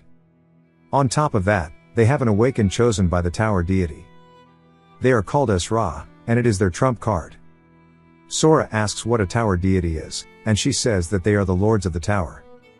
Their power is practically equivalent to a god's for humans, and if you pass the deity's trial, you become an Esra and are bestowed with divine power. They are considered God's messengers outside the towers, and they also become guardians within the tower's walls. Tiger's Roar currently has the most number of them, and since each Esra harbors an absurd power, they swallow up every neighboring guild in no time. His father's guild is beloved by the locals, but they have never cleared a single tower. They are the only ones in the Union still struggling without an Esra. Sora says the situation sure is pretty bad, and if people love the United Guilds, why do they behave like a Yakuza group? She asks what he's talking about, saying that's all just the preference she decided on. Sora can't believe that his mother had this kind of side to her. She asks what does it matter, since everyone is happy and full of energy, and since he's tired, he should go ahead and have a nice bath, and that he should call her if he'd like to have his back washed. He says that he'll do it himself. She tells him he really has grown up and leaves him in his room. He starts to focus on his senses and says that she's actually gone, and he had no idea the situation was this serious. He still can't help but worry about his father, so he leaps out the window, and his mother watches him do it, saying that she told him to rest, and that children can be such a handful sometimes. We finally learn what Sora's father's name is, as it is Sakuya, and he was heading to the Tiger's War Guild with members of his own guild. Sora was watching from above, seeing that everything but the center is pitch black, and that's a good thing because it's easier to find this way. He spots it, but then starts to feel dizzy, wondering what's going on. He says ever since he was strengthened by the fragment of the abyss, he never even caught a cold. He then hears that guy's voice, telling him that he won't let him run away.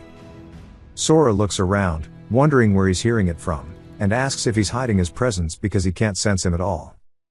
And that means that he was in Shelter 6 after all, and he starts to feel dizzy once more. He hears the voice saying that he won't let him run away, and it's all because of his soul, as he's already marked it. Sora sees the dude and punches behind him where his head was, but it's just an illusion, as the guy continues repeating the same voice line. Sora asks if this is what he means by marking his soul, as the man continues cackling. They then start shining spotlights up on the roof, asking Sora what he's doing here at this time of the night, and he says that he shouted too loud and they noticed him. He then dashes off, saying the illusion has disappeared. He lands on a nearby roof, saying that it's back again, and he wonders if it disappeared because of the light, and he wants to give it a try. He heads out onto the street, standing under a lamp post, and he says that he thinks he gets it. If he stays in the dark for 7 seconds, the soul marking gets activated and he gets dizzy. As he loses his composure, the dialogue changes. As he starts imitating the guy one for one, Sora gets embarrassed because a woman spots him, saying that only he can see his face. He says when he walks under the light, a screeching noise starts ringing in his head, and after a while, the marking disappears and he stops seeing him. He wonders if the reason he didn't experience this before was thanks to the sunlight and lights in the house, saying that must be it. But maybe he can find his location through this marking, and he could launch a surprise attack anytime, so he should keep his guard up, and he needs to find his father. He starts walking around, telling it to shut up as people give him judgmental glares. As he continues walking down the street, a car passes by him, and he says that he doesn't appear when there's light, and it's as his mom said that the United Guilds are no longer of any use to the military, and that his dad could be in danger. He doesn't know how many strong people there are in the shelter, but there's no way a military allied with the Tiger's Roar Guild will be standing quietly, and there's a big chance they'll try to destroy his father's guild, and in that case, he'll protect his mom and dad even if it means killing everyone. He then stops moving, wondering if they can really just go back to the peaceful days they had before. He spots a group of people in front of him, saying that it looks like he's reached the place, and he wonders how his dad will do the discussions. He recalls his father saying that when in conflict with someone, violence should be his last resort, and these are words that his father always told him. Sora says that he understood, and he wonders if he's going to wait until the last moment to resort to violence even now. He is then surprised by something as the men start yelling, saying that it's starting to get out of their way so they can see, as it's been a while since the boss drew his sword. The last time, he left nearly a 20-meter long scar on his opponent, as we see his dad charging up for an attack. His father's eyes then glow red as he calls out to someone named Suchita, telling them to come out and face him like a man, as he swings his blade forward, cutting a building straight diagonally, causing it to explode into tons of pieces. His father sure is a Chad. Jiro is there while the men are cheering, and Sora is just surprised that his dad is so strong. Sora's dad then sheathes his blade. Sora calls out to one of the men, asking if the boss has always been like that. He asks if he doesn't know that the boss is well known for jumping into fights quickly. Sora asks if he doesn't use violence as a last resort. They say that he did say that at first, but back then he still believed the military would fix things. A lot of things have happened since then, and for the military, as long as the hunters are doing their jobs and the civilians aren't starving to death, they don't care about a few fights. They're not going to bother with managing every little fight that breaks out. That's why resolving things with their fists is the quickest way. If you can win a fight, there's no need to talk. And if you can't win, then talking won't help anyway. Basically, hit him first and then talk it out. Sora says that from what he saw of the monk, the strong usually avoid making trouble. Maybe he's misunderstanding it, or does that mean that you can rampage as much as you want if you have as much power as his father?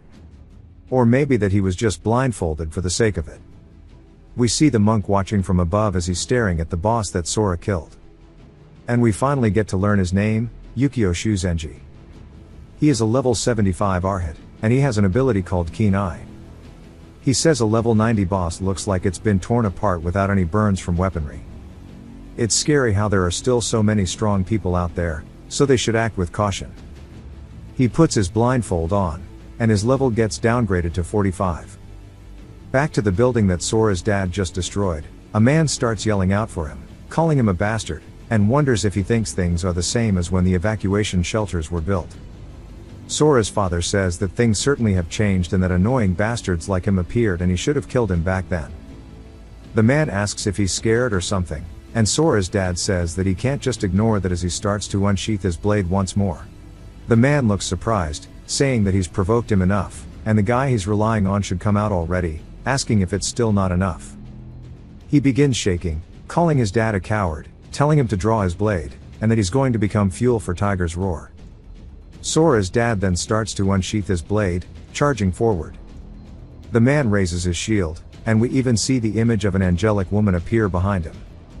A man smiles, saying that he took the bait. He yells, saying, "Not one step closer."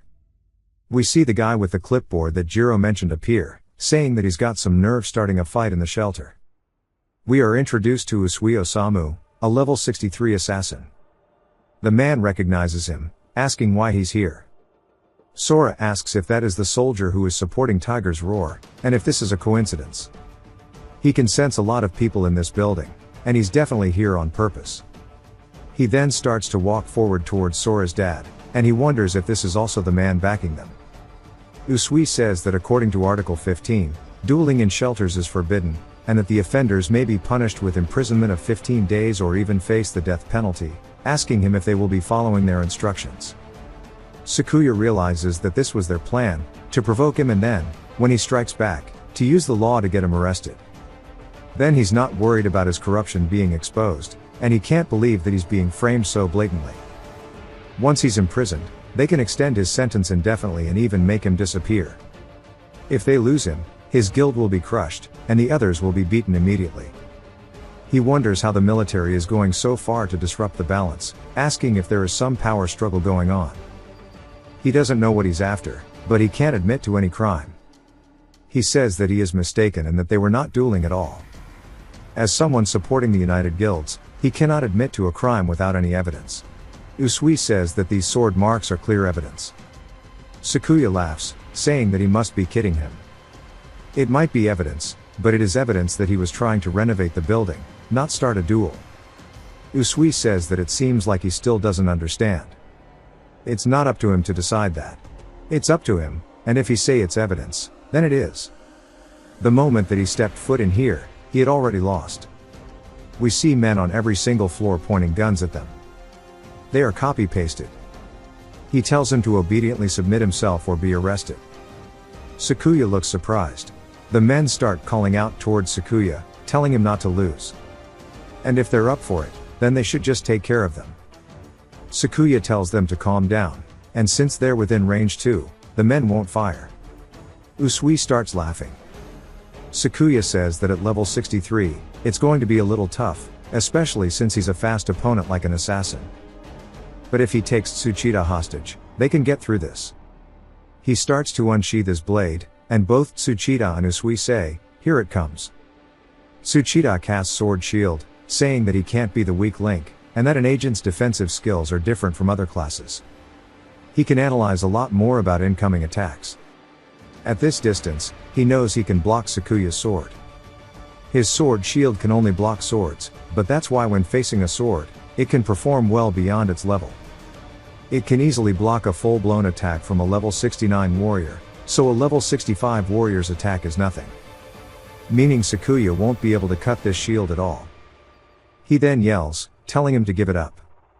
Usui also asks if he's going to come quietly or if he's going to be thrown into a jail cell with all of his comrades, and that he should make his decision. Jiro yells out for him, and Sakuya starts to feel frustrated. He gets rid of his aura and raises his blade forward towards Usui.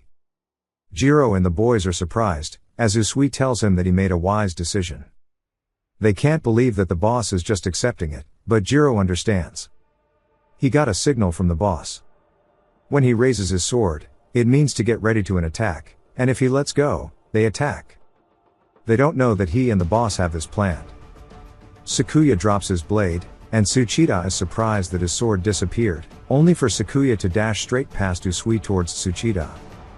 He says that's not going to be a problem, as his shield has a spell to block sword attacks. Sakuya starts to resummon his blade, and Tsuchida is just very confident, saying there's no way he could break it. Jiro starts to extend his hands forward, and we see rocks flying out of the ground, and begin to coat the tip of Sakuya's blade. He then uses it to smash Tsuchida's shield into pieces, sending him flying backwards. He says that they made a hammer instead of a sword, so his shield was instantly nullified. Sakuya throws his sword away and reaches out towards Tsuchida's face. Usui turns, saying that he knows what his goal is, and that if he lays a hand on him, he'll be executed. Jiro then tells him to stop, as he clenches his fist, creating a wall of rocks to stop him. Usui realizes that it's not going to be as easy as he thought. Tsuchida tells his men to kill Sakuya since he's gone insane, and they start firing towards him. Jiro then points his fingers upwards, creating a barrier around Tsuchida, closing him in and blocking the bullets. Sakuya says that if they can just stop him from moving, they can retreat. He's still reaching his hand out towards Tsuchida, but in an instant, Tsuchida gets vanished away. Sakuya looks around, confused, and Usui says that Stone Jail his ally created trapped him in the shadows, and he marked the lingering magic on his shield. With that, he's met the conditions for his assassin skill, Shadow Trance, and without his hostage, he is now lost, as Tsuchida is beside him now. Usui says it's time to end this and gives his men the order to kill Sakuya. Sakuya's surprised, and so is Jiro. The soldiers ask if he's serious. Usui asks what they're so surprised about, and Sora then appears directly behind him, saying that he too would like to know what they're surprised about. Usui wonders who he is, asking if he managed to really get behind him even though he's an assassin, and he doesn't know who he is, but he's definitely an enemy, and that the person who makes the first strike wins, so he's got no choice. As he starts to reach for a potion, Tsuchida recognizes it, saying that's the deadly poison that the guild has been preparing to defeat the level 90 boss, asking when he stole it. Usui yells, telling Sora to let go, and throws his daggers forward towards Sora. Sakuya calls out for his son, and Tsuchida says that bastard is going to take down everybody with him at this rate. The men start to wonder what this miasma is, and they start falling to the ground, foaming up the mouth due to the poison. Tsuchida says that he doesn't like this, but at least Sakuya's ally is dead. We see Sora stretching his hand out as he grabs onto both Usui and Tsuchida once more.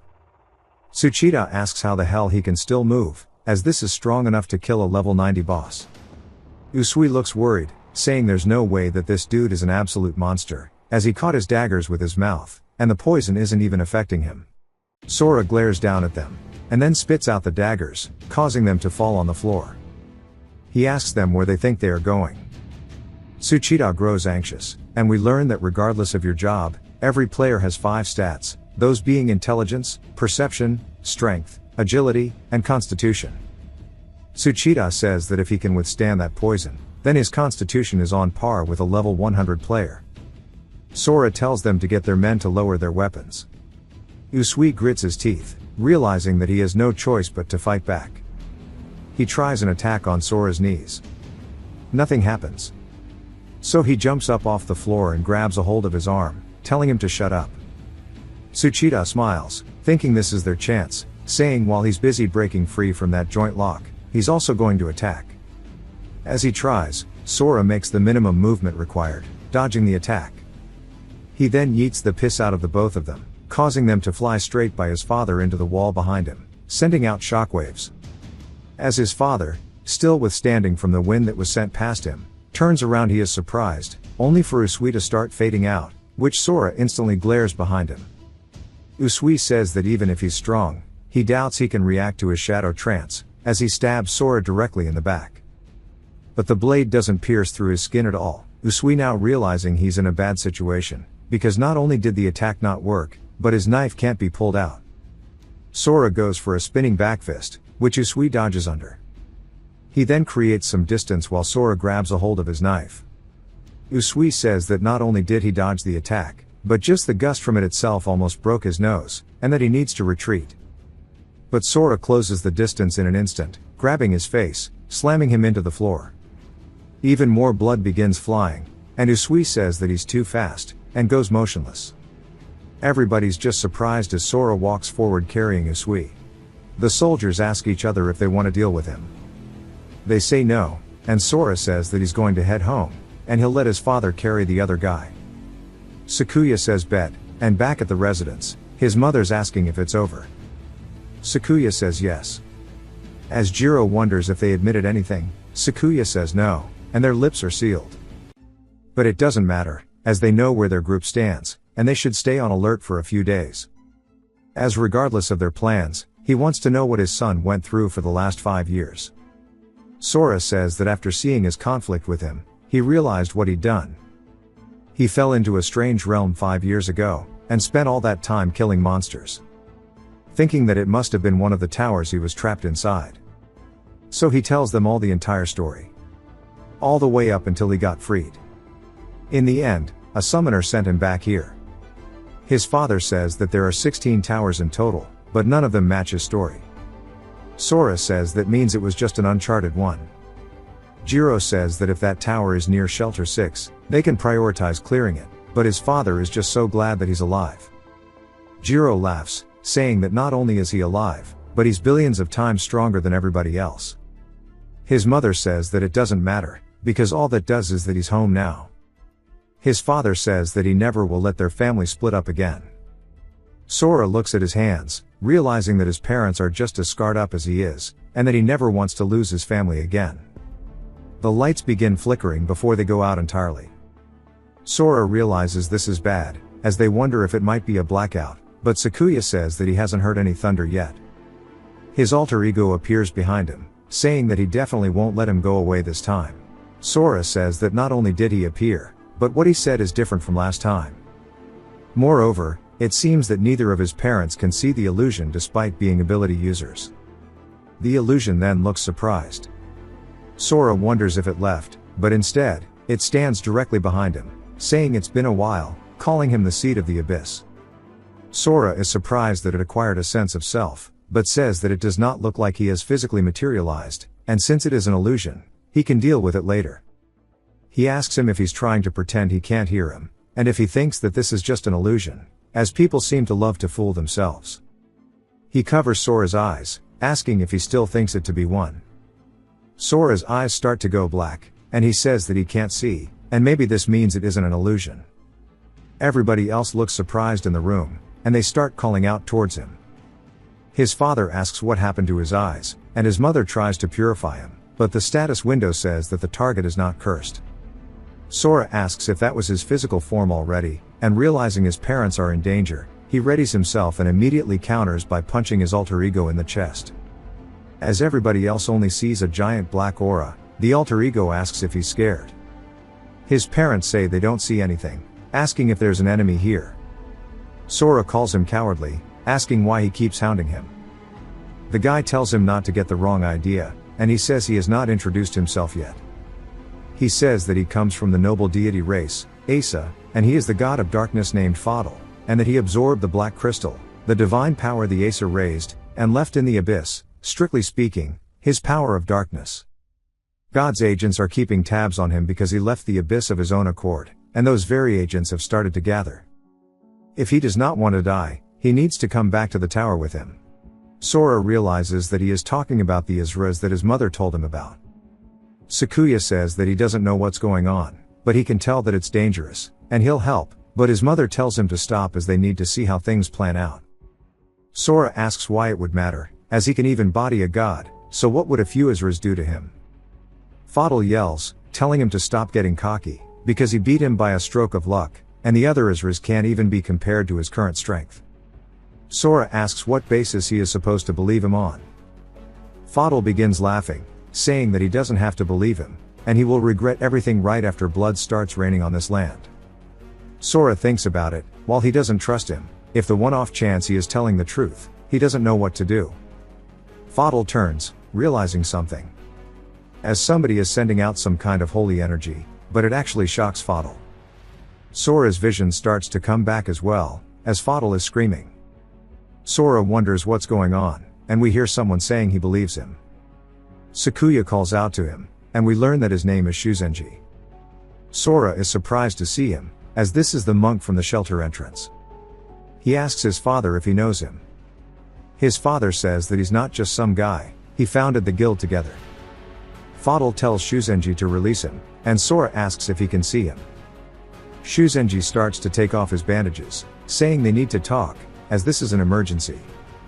Sakuya asks what's going on, and Shuzenji says he will explain it to him after he finishes talking to his son. Later in the night, Sora asks what he means by an emergency.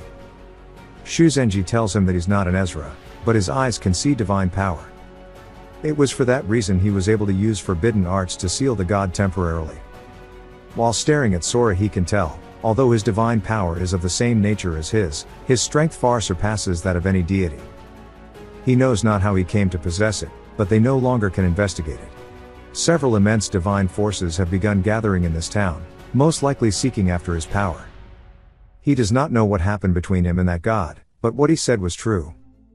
However, he must not return to the abyss. What resides within the tower is far more troublesome than his res.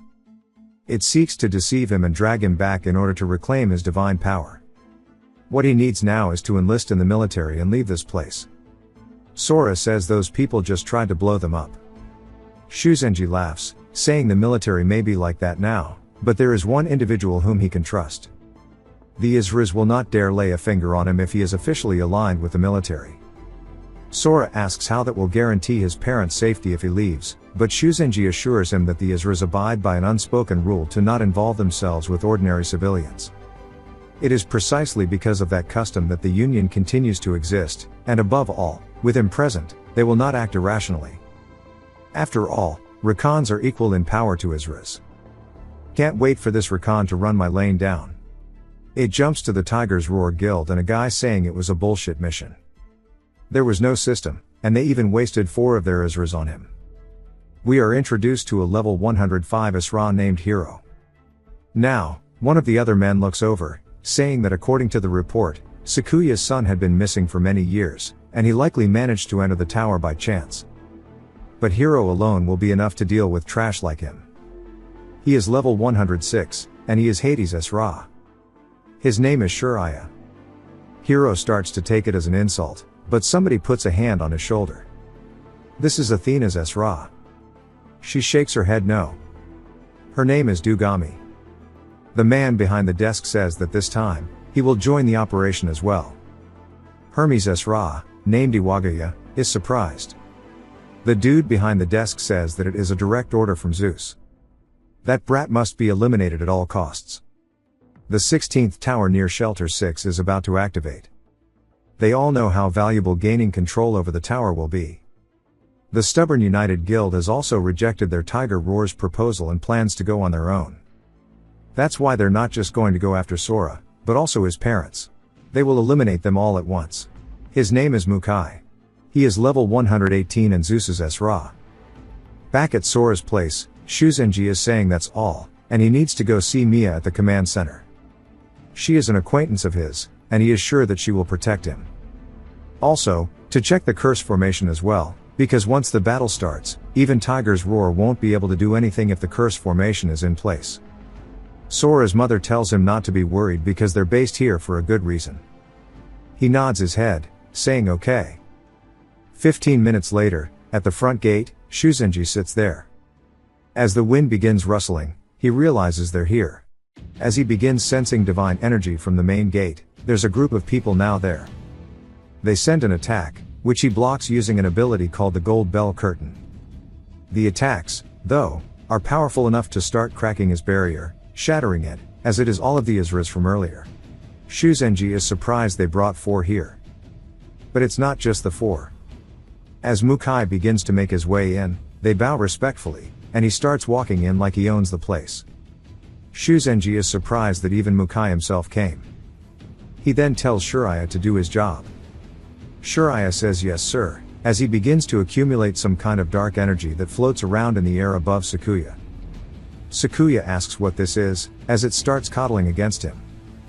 Shuzenji realizes this is bad. All members of their guild have been captured by these evil spirits, and there's no escape now that they've been captured. Sakuya starts to use his skill, looking at all of their levels, and all of the Isras that are around here. He says the difference in their levels are completely ridiculous, as they are between the 40s and 70s, and they're all way above the 100s.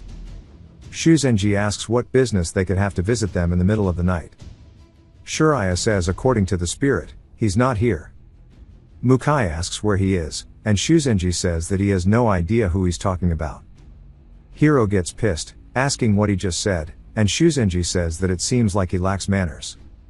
Hero says if he has a death wish, he'll make it come true. But Sora's mother begins to activate the barrier in the basement. They have now all been afflicted with her curse of weakness, and we see a little aura on each and every single one of them showing they have been put under the ailment.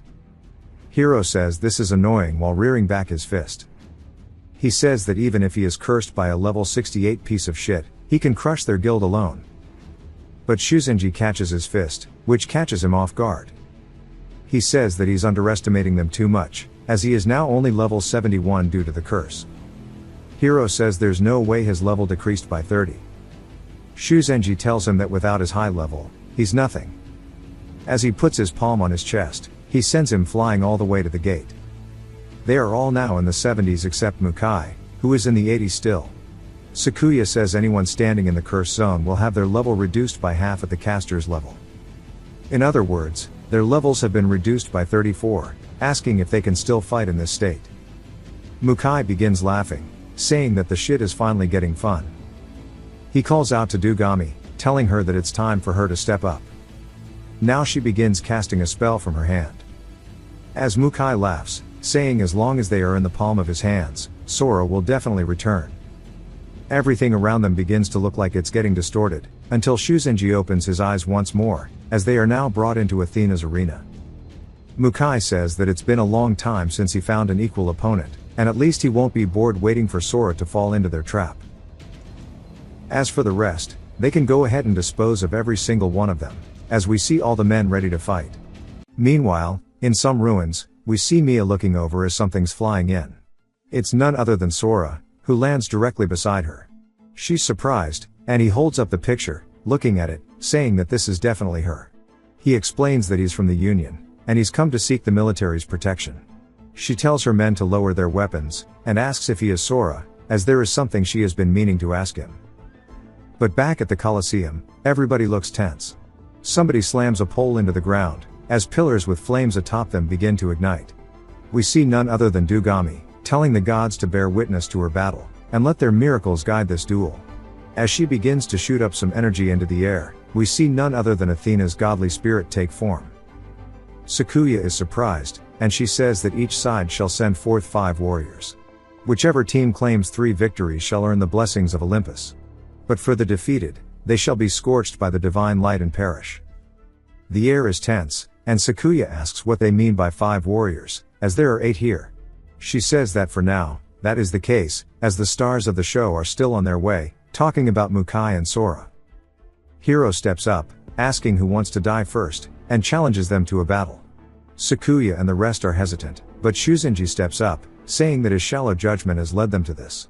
Sakuya says that just him being here is more than enough, and it's not his fault, and that his wife's curse has lowered their levels, so they've got a shot in a one-on-one battle. Jiro says that he's right, and since the lady is also not built for combat, if the 3 of them can win, it will secure their victory. Shuzenji smiles, as he and Sakuya firmly believe they're going to win. Shuzenji says that the Ares Esra is the most brutal of them all. After becoming an Esra, he once took down an entire guild by himself, and they even had 3 of their own. He unleashed Ares' overwhelming skills and defeated them, but he should not worry, as he's got a plan against him, and that he will handle the first battle. As he steps into the ring, they begin to have a stare down, and Shuzenji asks if he will accept his request. Hiro is pissed, as Athena tells the warriors to take their positions and commence battle. Hiro starts to laugh and charges directly towards him, saying that he's had enough of his shit. Shuzenji deflects the first strike. Hiro counters with a back fist, which gets dodged as well, as they start attacking one another. Hiro asks if all he's going to do is dodge. Eventually, Shuzenji grabs his hand. Sakuya gets excited, saying that he's got this, but it's exactly what Hiro wanted. Shuzenji realizes this, but it's too late, so he rears back his palm, and hits him with a strike, creating a lot of distance between the 2 of them. Hiro smiles and regains his balance. Shuraya says that he made the first move, and then kept his distance, and this is going to be rough. Dugami says that it's not like Hiro's attacks are weak though. As we see Shuzenji is bleeding from his arm, Sakuya asks if he's okay. Hiro smiles, asking him how the thing of Cadmus feels. As we see bones coming from his knuckles. Bro is really just the Temu Wolverine. Shuzenji says that must be Ares' pet snake. He never thought it would help him with a fight. But Hiro tells him that they're just getting started, as he dashes forward, saying that he is yet to have his fill. Hiro comes in with an attack, which Shuzenji dodges, but he then feels a sharp pain. As we see, Cadmus has attacked his left arm. Shuzenji realizes this is bad because it got even faster. He starts dragging him around, but he locks in. As he returns with the gold bell curtain again, deflecting Cadmus off of him. They then distance themselves from one another. Shuzenji says that Cadmus did not get faster, Rather it is he who got slower, as he got inflicted with Draco poison. Hero tells him that he's pretty tough for a monk, as every single time Cadmus injures him, it heals Hero. Hero says that this is probably the extent to his power. Sakuya can feel the gap between them will keep increasing as the fight draws out, as he is using his appraisal skill. Hero begins charging in, and this time goes in with a kick, which Shuzenji blocks. Hero taunts him, asking how it feels to have poison coursing through his body, and he can't wait to see how long he lasts. Shuzenji says throughout the void across all realms in the Dharma. But Hero says he has no time to hear him yap about some monk shit. Even both Shiraya and Dugami wonder what's going on, because they're sensing divine power from Shuzenji, but he is not an Esra, so where is all that power coming from? Shuzenji continues his chant. Sakuya says this can't be, and it's a risky move, but for him to come up with a breakthrough solution in this situation means they might actually be able to win this match. The divine energy continues to flow from within Shuzenji. Hero is caught off guard, as what he sees is a giant deity in front of him named the Vajra Bodhisattvas 166, the deity strikes the ground, which Hero backsteps from. And he asks if he really thought that puny attack would do anything to him. As Hero begins to ascend into the air, with the deity behind him, he flies directly towards Hero. Hero laughs, calling him an idiot, asking if he's trying to go hand to hand with him, and that he likes his guts, and this must be his breakthrough plan. There was a dumbass like him a long time ago amongst the people he's killed. He thought he could block the Fang by condensing his divine power, but what he didn't know was that divine power is a source richer than even fresh blood, and that he's got to devour every last part of him just like he did with that idiot, and he'll drown in the depths of despair and die. But instead, Hero gets clocked straight in the face, causing him to get sent flying backwards. Confused, he just wonders what the hell's going on. Shuzenji continues his assault, kicking him in the stomach. Hero can tell that it's not just his speed, but even his power and reflexes. Everything about this dude has gone up a whole nother level. But it just means he's gonna be perfect for Cadmus to take care of, and he tells him to go ahead and let him get himself consumed already. As Cadmus is biting onto his armor, Shuzenji looks down at it, and Hero tells him that his divine power will now belong to him. And he starts to get cocky, thinking that it's over, only for him to get pierced through his chest with some kind of an attack. After what happened, divine power begins pouring out of his eyes and mouth. He says that he can't control his divine power anymore as it begins surging throughout his entire body. Shuzenji tells him that it was too early for him to rejoice, as a Rakan's power is heavily taxing on the body, and he hits him straight in the face. Hero says there's no way Cadmus cannot absorb his divine power. Hero tells him that this is not divine power, and that he is too naive. He hits him in the face, sending his body cartwheeling. Sora's mother says that she didn't understand his feelings as to why he wanted to convert to being a Rakan back then. Not only does it prevent you from ever becoming an Esra, all power is limited to physical strength, and that karmic power is incredibly strong, but hard to control, and you have to regularly build up virtue for it. Only Zen power can keep karmic energy from overwhelming you. Since the Aries Esra has absorbed more karmic power than he can control, moving at all will be difficult for him. Shuzenji says that it appears he frequently does bad deeds, which is why he has no Zen power left, and it will be impossible for him to take control of his power. Sakuya gets excited, saying that he told them they can win this. Both Dugami and Shiraya say they had no idea such a thing existed, but Shiraya tells him to stop getting cocky, as he is underestimating his risk. Hero slowly starts to stand back up, and Cadmus lets out a roar.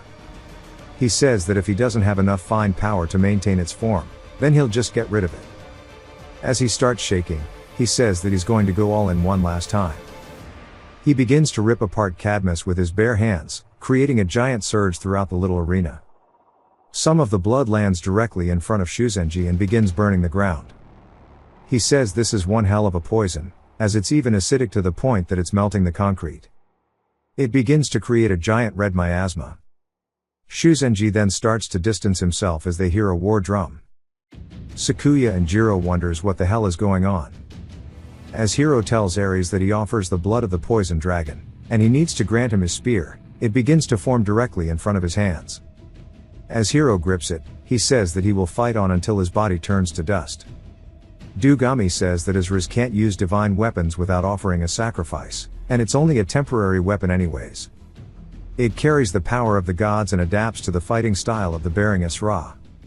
Shuraya says this has got to be what makes the gap unbridgeable between normal players and Isras. It's going to be over for Shuzenji now. Dugami says that Hiro offered the poison dragon Ares gave him. If the gods see through that little trick, they'll definitely be pissed. Then again, knowing how merciful Ares is, he might forgive Hiro if he wins. But on the off chance that he loses, he can't even begin to imagine what punishment awaits him. But there's no way a regular player could beat an Ra wielding a divine weapon. Shuraya just wonders what the hell she's thinking about. Hiro begins charging in, and Shuzenji says that this means he's going to come in for another close range hit. But the spear vanishes, causing him confusion. As we see the red orb beginning to envelop Hiro, Shuzenji dodges the punch, saying that he should reach him at this distance. But he realizes he made a mistake, as the attack narrowly grazes him, only barely cutting his chin. Hiro then says explode as he smiles, and the spear forms once more from his aura, blocking off his escape. Shuzenji says fortunately he deflected it with a mantra just in time, and he wonders if the spear is poisonous like the dragon. Turns out it is, as now that he has been hit with the corrosive effect of Ares' blood, his robe has lost 50% of its defense. Hiro comes in with another attack, which Shuzenji dodges, then a projectile bursts out of Hiro's back. Shuzenji says that it's crazy he can make them come out from parts other than his fist. Hiro then hits him with a gum-gum gatling, but each and every one of the attacks has its own little spears coming out from them.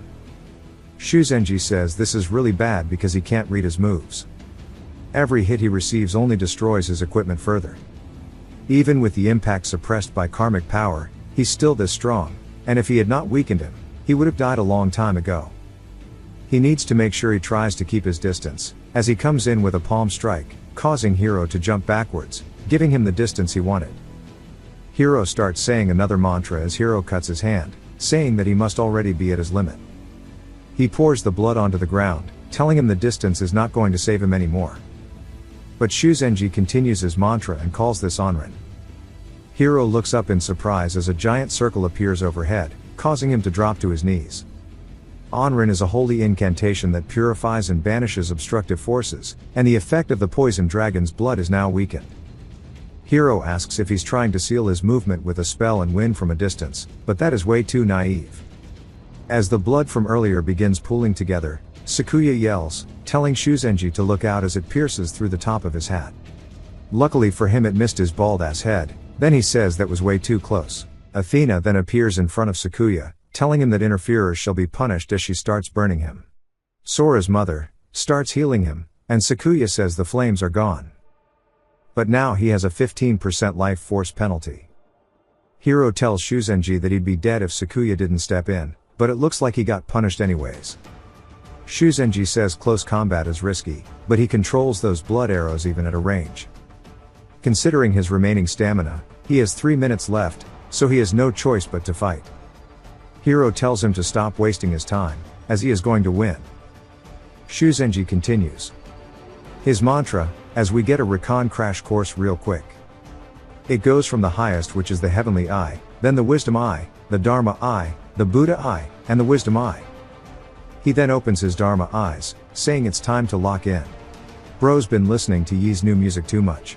So my thoughts so far are still the same as last video, but I'm going to include them for those who want to hear them, and didn't watch last video on this series. So far, there honestly hasn't been much that's happened in terms of story or character development. There's just not a lot to really comment on, but I'll do my best to give some personal thoughts. The series overall isn't bad, but I wouldn't say it's particularly good either. It's got a lot to work on, but honestly, I'm not sure it will. Right off the bat, the story itself is extremely cliched. Now, that's not inherently a problem. It's fine for a series to start out with cliches and then expand into something more unique. But when he first went into the abyss, I actually had a lot of hope for it. Even though everything up to that point felt pretty janky and kind of all over the place, the abyss felt like it could have been a turning point. And then we got the typical betrayal because of a random bully. Followed by the most predictable revenge sequence where he shows up a few chapters later to get even. It just felt so uninspired and honestly, really dumb. There was no real emotional payoff. Just checkbox storytelling. Now, when he first entered the abyss and killed that goblin, I thought, okay, this could actually be good. I was expecting it to be a slow burn where he clears the tower stage by stage.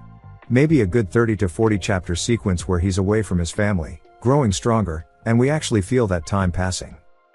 I was hoping for something in the vein of Level Up with Skills or The Tutorial is Too Hard where we get that slow, steady grind. Watching him slowly climb up the tower, get new skills, face real challenges, and come out changed on the other side. But instead, we got a poorly done montage. Oh wow, each floor is doubling in size and the mobs are stronger. Look at him effortlessly wiping out millions of enemies. It just felt so rushed. We lost all sense of scale. Any tension or danger was just completely wiped out by how easily he was clearing these stages. And then he gets free randomly. It just felt so bad.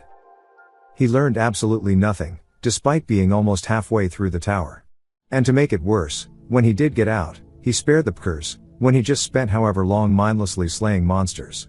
But then we get this random girl going, I need to tell my sister. And I can guarantee you that her sister is going to end up being Mia. Or she's the guild leader of one of the big three. Just textbook cliché. And that's the issue, the whole series just feels so rushed and sloppy. We're getting practically no actual overarching story explained. And while I do like the little bits with his father, it doesn't hit the way it should. We barely got any time to develop a sense of longing for that reunion, because it's been no time at all. There was no emotional weight to that separation. If I'm being honest, I really think the creator should just hit the reset button and remake it. From the start, just slow down the pacing. Make the apocalypse sequence last more than a single chapter. Build it up. Make us actually feel the fear and desperation with him. Make us feel the separation from his family. Let us watch him grow inside the abyss. Right now, it's like, oh, the world ended. Now he's in the abyss. Now he's back. Now he's super strong. Now he's saving everyone, but he must hide his power. There's no time to get invested. It's just one rushed event after another. And the combat, it's a complete 50-50. Sometimes it's good. Sometimes it's just a mess. There are so many panels that make no sense compared to the previous ones, and it completely kills the fluidity of the fights. It feels less like they're trying to tell a compelling story with the combat and more like they just want to throw in "look how cool our protagonist is" moments. I've mentioned it many times now, but when I mean fluidity I mean the panels that feel semi-animated. Like the fights in the Northern Blade, or survival story of a Sword King in a fantasy world. Overall, the series has a lot of work to do. But that doesn't mean it wasn't fun to read. I still enjoyed my time with it, despite all the glaring issues. I just wish the future for this series didn't look so bleak. But we'll see how this situation with his family gets resolved.